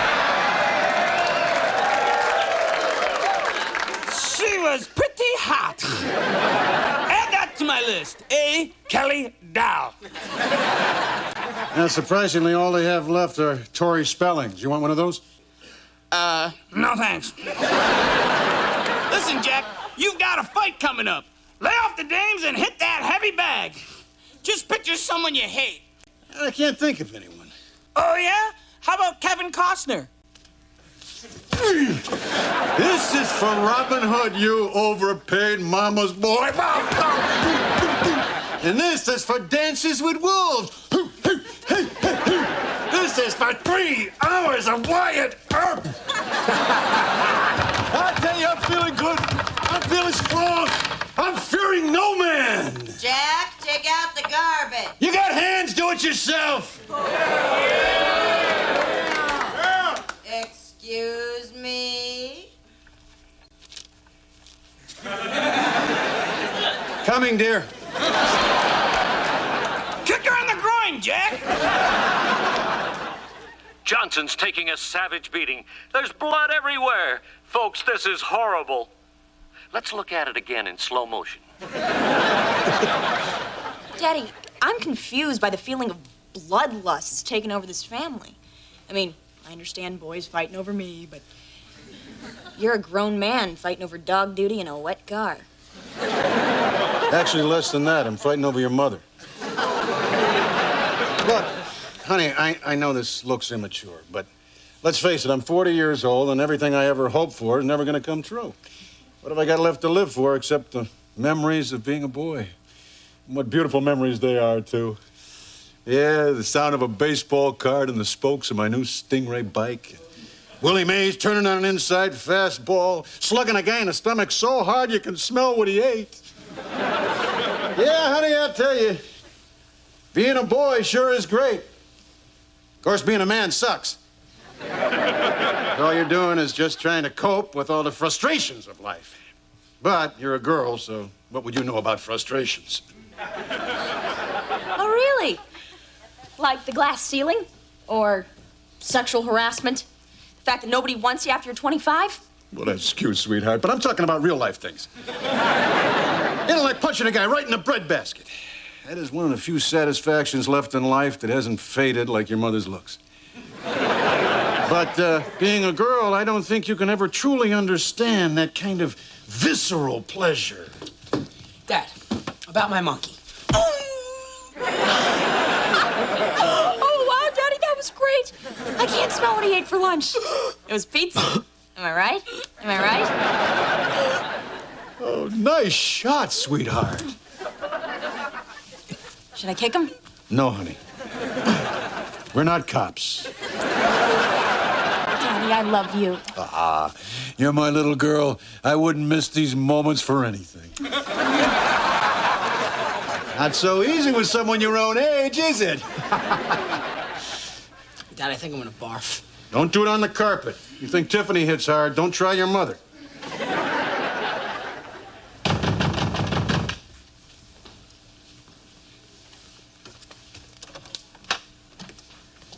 You, Jack? Yeah? I'm here to kick the hell out of you. I thought you were sending your husband, Vic. I am the husband, Vic. You're a girl. Take that back. I just can't believe that your wife didn't tell Jenny that you were you know. A lesbian? Hey, I didn't say it. You got a problem with it? No. As a matter of fact, if I were a woman, I'd probably be a lesbian myself. But, see, you kind of put me in an awkward situation here, you see. Of course, that's Jenny all over again. She's always getting me into situations that she knows nothing about. Yeah, tell me about it. Susan's the same way. She's always getting on people's nerves, and then I've got to end up dealing with it. I know what you mean. You want to come in for a minute? Yeah. All right. Say, what is it exactly we're supposed to be fighting over? Something to do with avocados. I don't know. I try not to listen. All you want to do is come home after a hard day and eat a little dinner in peace. Yeah, but it's always something. Take out the garbage, fix the toilet, talk to me. God, I'd rather fix the toilet. Yep. There's always a job to do. All you want to do is watch a little football, maybe check out the latest Playboy. You see September? Oh. Well, it could be a lot worse for you, though. At least you're never gonna have kids. Eh, she's trying to adopt. You can kiss your life goodbye, pal. You know, Vic, you're okay. You too! I tell you, I am a little bummed out, though. I was really looking forward to a fight. Yeah, me too. Well, what are we gonna do? I mean, I really feel like I need to hit someone. Well, I know this bar over on 5th Street. Maybe you and I could go toss a few jacks and see who looks at us sideways. Don't you worry about a thing. I'm sure there are gonna be plenty of guys look at us sideways.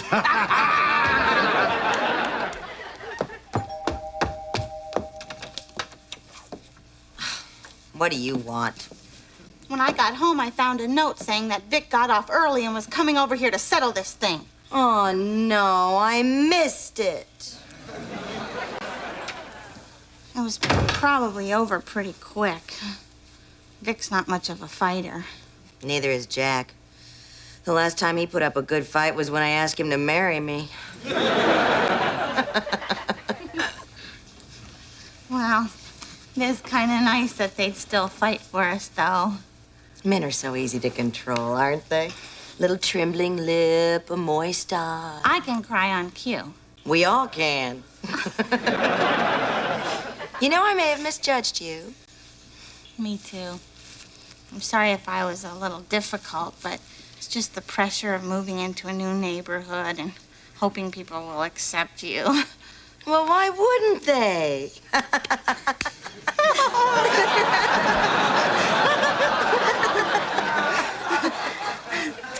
I like your dress. Oh, thank you. I bought a whole new wardrobe. You want to come upstairs and see? Oh, I'd love to. Oh, good, because Jack never likes to watch me try things on. I wouldn't mind at all.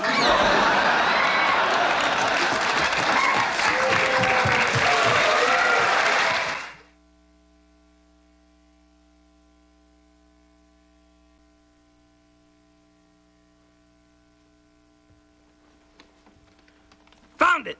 Dear Unhappily Ever After. It's nice to see Elf back on the air.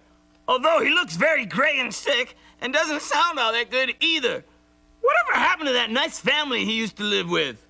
Wayne C., Muncie, Indiana. Dear Wayne, they moved to Indiana where they eat their neighbors. Pass the ketchup, Wayne.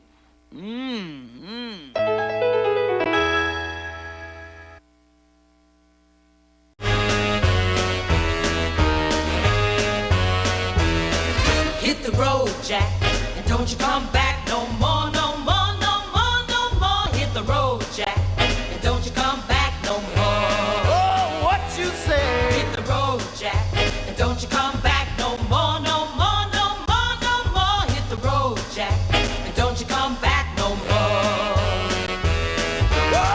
Oh, woman, don't you treat me so mean. You're the meanest old woman that I've ever seen.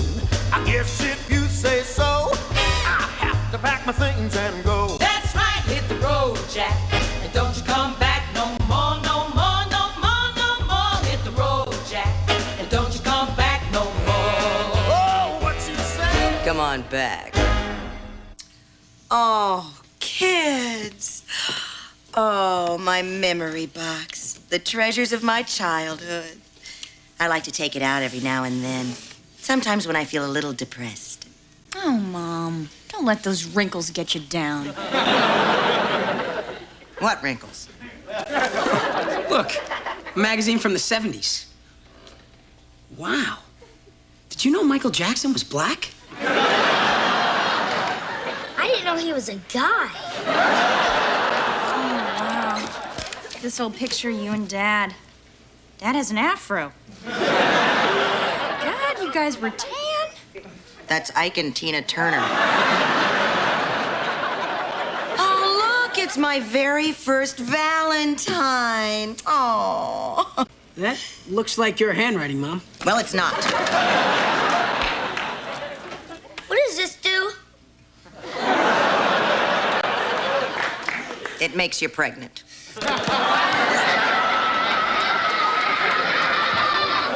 Oh, look, my Ray Paul Jones posters. Oh, God, Ray Paul Jones. He was rock and roll. Did you know he invented throwing up on stage? Oh, it just literally came pouring out of him. Oh, God. He was so sexy. He's that guy who's playing down at the Bowl-O-Rama, right? He's playing at the Bowl-O-Rama? In Azusa? I wonder if I can still get tickets. I'm gonna have to call a scalper. Oh, no, just go outside. They're leaving them on the windshields of cars. It says on the back of the flyer that you get 2 free lanes of bowling and rental shoes if you stay through the whole concert. Look, you said we could go as soon as someone else came. Now you can bore Grandma. God bless you, Grandma. He did, sweetheart, with the liver of an ox.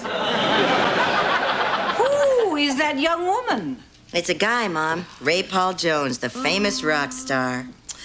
Oh, he's playing at the Bowl-O-Rama, but I don't think I'm gonna go. Free shoes. I know. I haven't missed a concert of his in L.A. in 20 years. Oh, I always hoped he'd notice me and pull me from the audience, whisk me backstage, take me out to dinner, and then sing a song just for me. You know, that and weird sex and stuff. He'd call the song Jenny. Everyone would know it was about me, 'cause I'd tell them.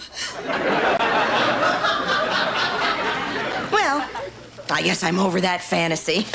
I mean, how many pairs of your panties with your phone number written on it can you throw at a guy before you realize he's just not gonna call? 62. Elvis, he never called.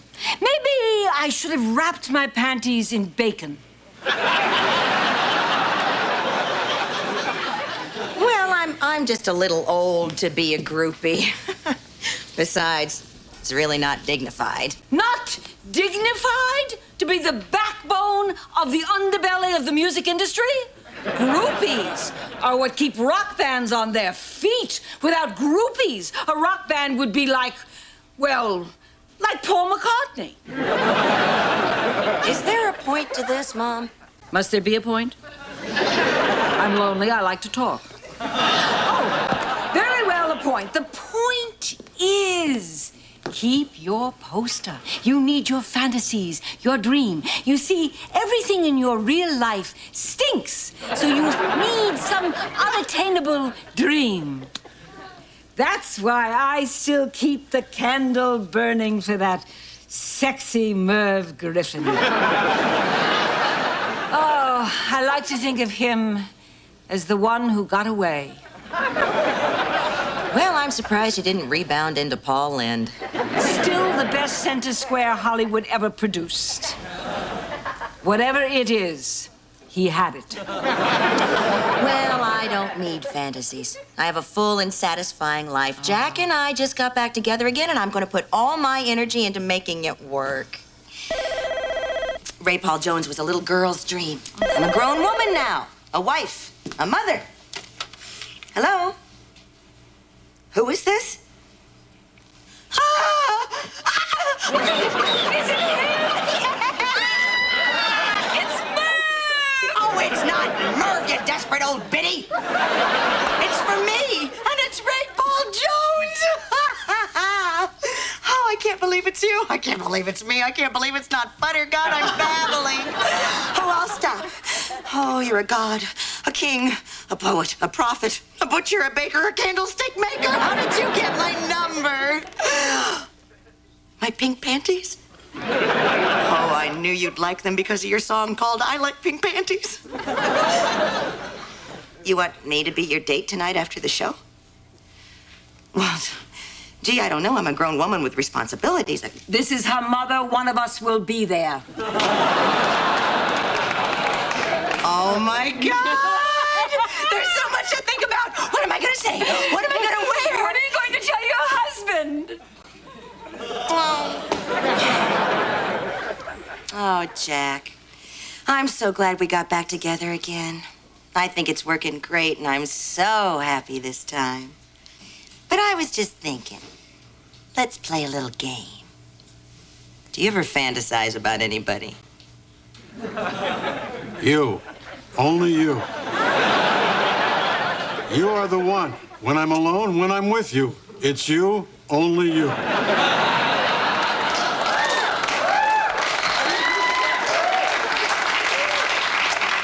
Well, let's just say that you could have any woman, and if this fantasy girl just happened along, you could sleep with her and it'd be okay with me, who would she be? You. Only you. Come on, Jack. Now, come on. Everybody has a fantasy. Let's just say you can have one woman, just one time, guilt-free. Who would it be? Well, I don't know. Maybe Marilyn down the block. Say, as a matter of fact, you know, her husband is out of town. If it's okay with you, I could be back here in 20 minutes. Thanks, hon. This is a great game. Freeze, pal! I wasn't talking about somebody real. I was talking about a star, somebody unattainable. I like the other game better. Okay. Okay, so let me get this straight. If I could have somebody famous, somebody I couldn't possibly get, but if I could get her, then I could sleep with her and it would be okay with you? Yes. What about if Marilyn got famous? Oh, enough with Marilyn. It's a game, it's a game, it's a game. Now play, damn it!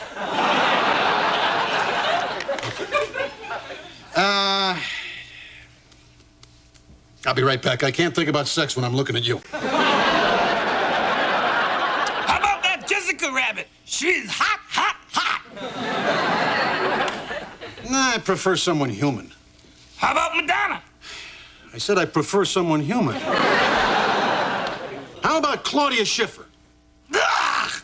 She's been with David Copperfield. I'd rather have Siegfried and Roy's cast-offs. I know.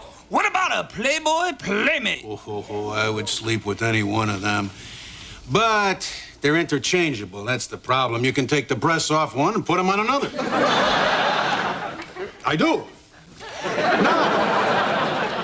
No, I need someone who I'll really remember. Someone who will make a lasting impression once the deed is done. Jack! I know! Drew Barrymore! She's a young, shameless hussy with a firm little body and a wild, almost European attitude that says, I'm woman enough for a man and a bunny. Nah, I don't want Drew. I don't go for that tattoo action, you know? You're so VH1. Fine. If you're listening, Drew, I want you. No questions about your family, your past, your drinking. It's time you started a new addiction. Me.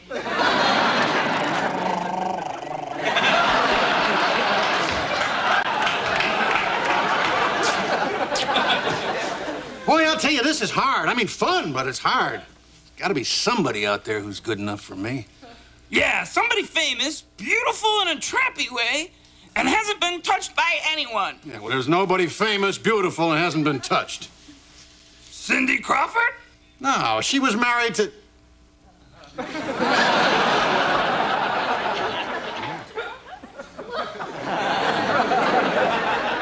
We've got a winner!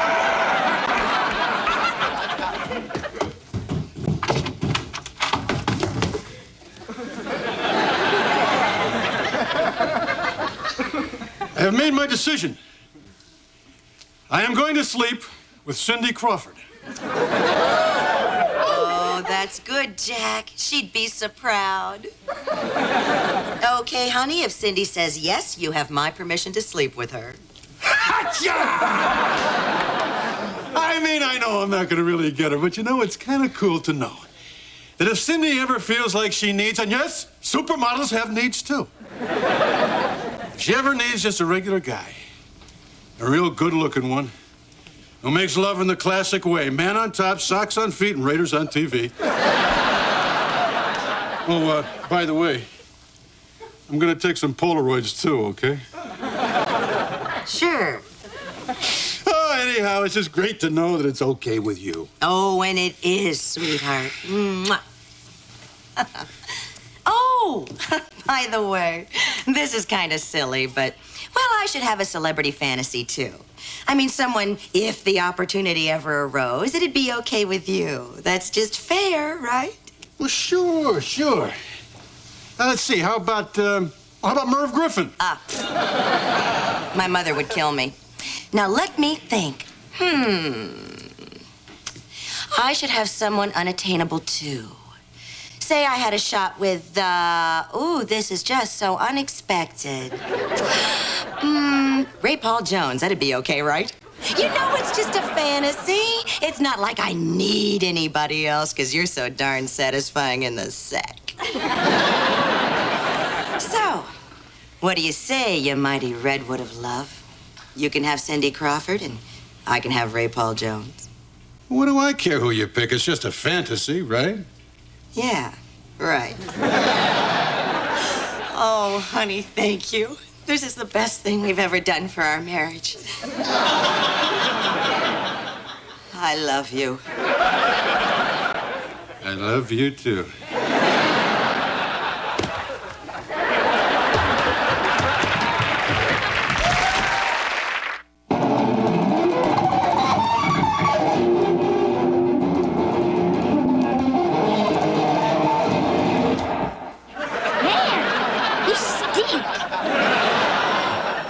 Oh, that's just horrible. Where'd you get the money for that thing? I sold Mom's memorabilia. Kids, I need your help. I don't want to be one of those square old guys who is completely out of touch with popular culture. Too late, Daddy. Hey, don't diss me, Betty. Look, kids, I'm going to begin my pop culture education by just randomly picking someone out of a hat who I have no interest in, say, like, Cindy Crawford. Are you sure you wouldn't rather learn about Drew Barrymore? I want Cindy. She's untouched. She was married to Richard Gere. Hey, step off, bro. Word to your mother. Peace. Word to your father. Don't do that in public. If you really want to know Cindy, read any one of these. Really, Daddy. She's 29. She's on her way out. You're grounded.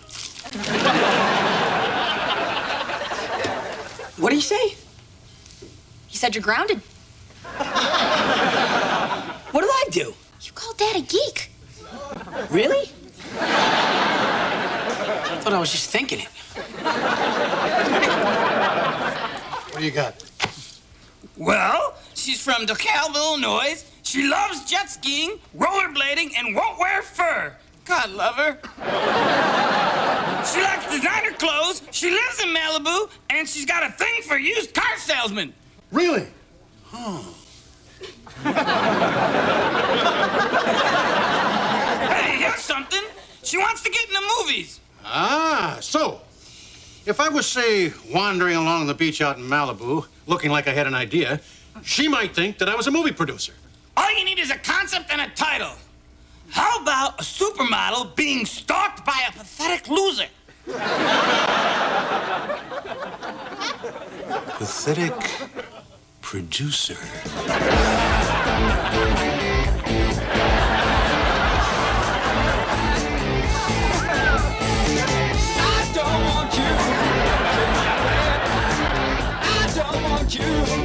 Make my bed.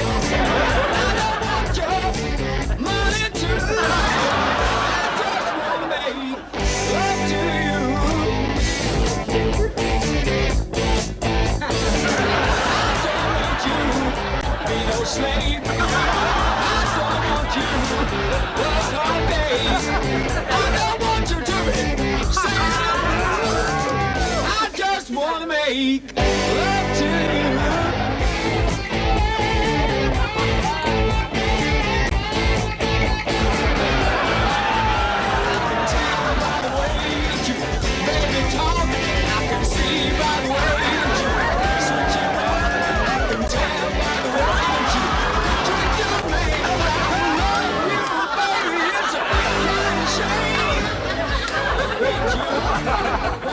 Here's looking at you, Bubby. It's Bubby. Goyam.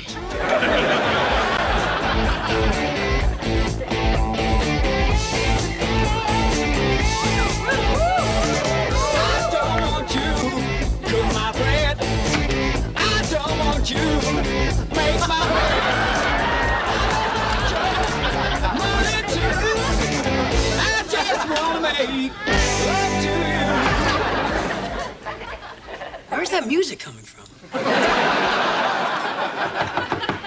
Come in. It's me, Jenny Malloy. I'll be right out.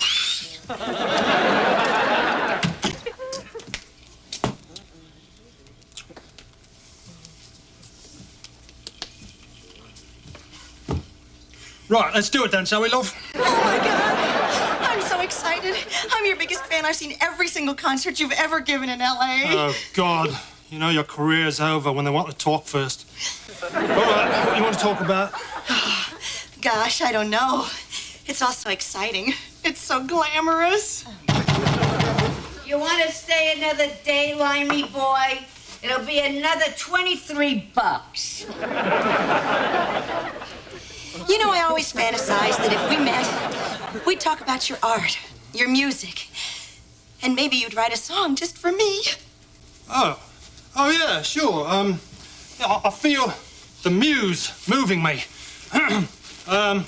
Well, what was your name? Jenny. Right. Jenny, Jenny, Jenny, you look so great. Jenny, Jenny, Jenny. I lose this room at 8, so let's do it. Jenny. Jenny, yeah, right. Oh, Ray. Can I call you Ray? Yeah. I have so many questions. There's so many things I want to ask you. Well, I think this will answer all your questions for you. Oh, Ray, I'm the mother of 3. Oh, well, perhaps afterward you could do a bit of laundry for me. This isn't the way I pictured it at all. I feel something coming on. Oh, did I inspire you to write a new song? No, I think it was a mistake to order duck à l'orange at a bowling alley. I'll be right back. Oh, but, yeah, if it'll keep you in the mood, I'll sing to you. Jenny, Jenny, Jenny, I want to make the... What was that, a beak? Yeah, sweet Jenny. Rock and roll never dies. And it sure smells like it did.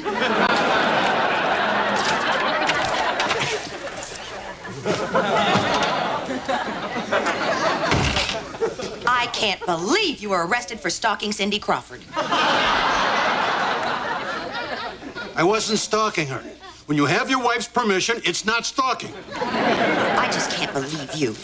We just get back together again and you trick me into playing some silly little game and you take it seriously. I may never forgive you. Where'd you get the tattoo? You're forgiven. Thanks for bailing me out anyway. Well, it looks like the cops really gave you a working over. No, it wasn't the cops. I'll tell you, those Malibu stars really stick together. They all came running out of their houses and beat the hell out of me. You know, that Burgess Meredith can really kick for an old man. Then I got hit on the head by Tom Hanks. He came running out in one of his Oscars and walloped me. Nice guy, though. Which Oscar was it? Forrest Gump, 1994. Oh, he was so good in that. Let's rent it. It's a nice movie. You know, Jack, I think I was wrong. I would be really hurt if you slept with Cindy Crawford, and I know you'd be hurt if I slept with Ray Paul Jones. You know, I always liked that Hanks guy. Ever since Bosom Buddies. Thank God he didn't win an Emmy. You know, those things have really sharp edges. I know. You always were my second choice. Well, what does it cost to say it? You were always my second choice, too. Oh, honey. Let's go upstairs and settle for second best. Oh, man, that was great. It's the best it's ever been. You said it, baby. Just goes to show you. Fantasies are wonderful, but in a real lasting marriage, we are each other's fantasy. Thanks, Cindy. You're welcome, Ray.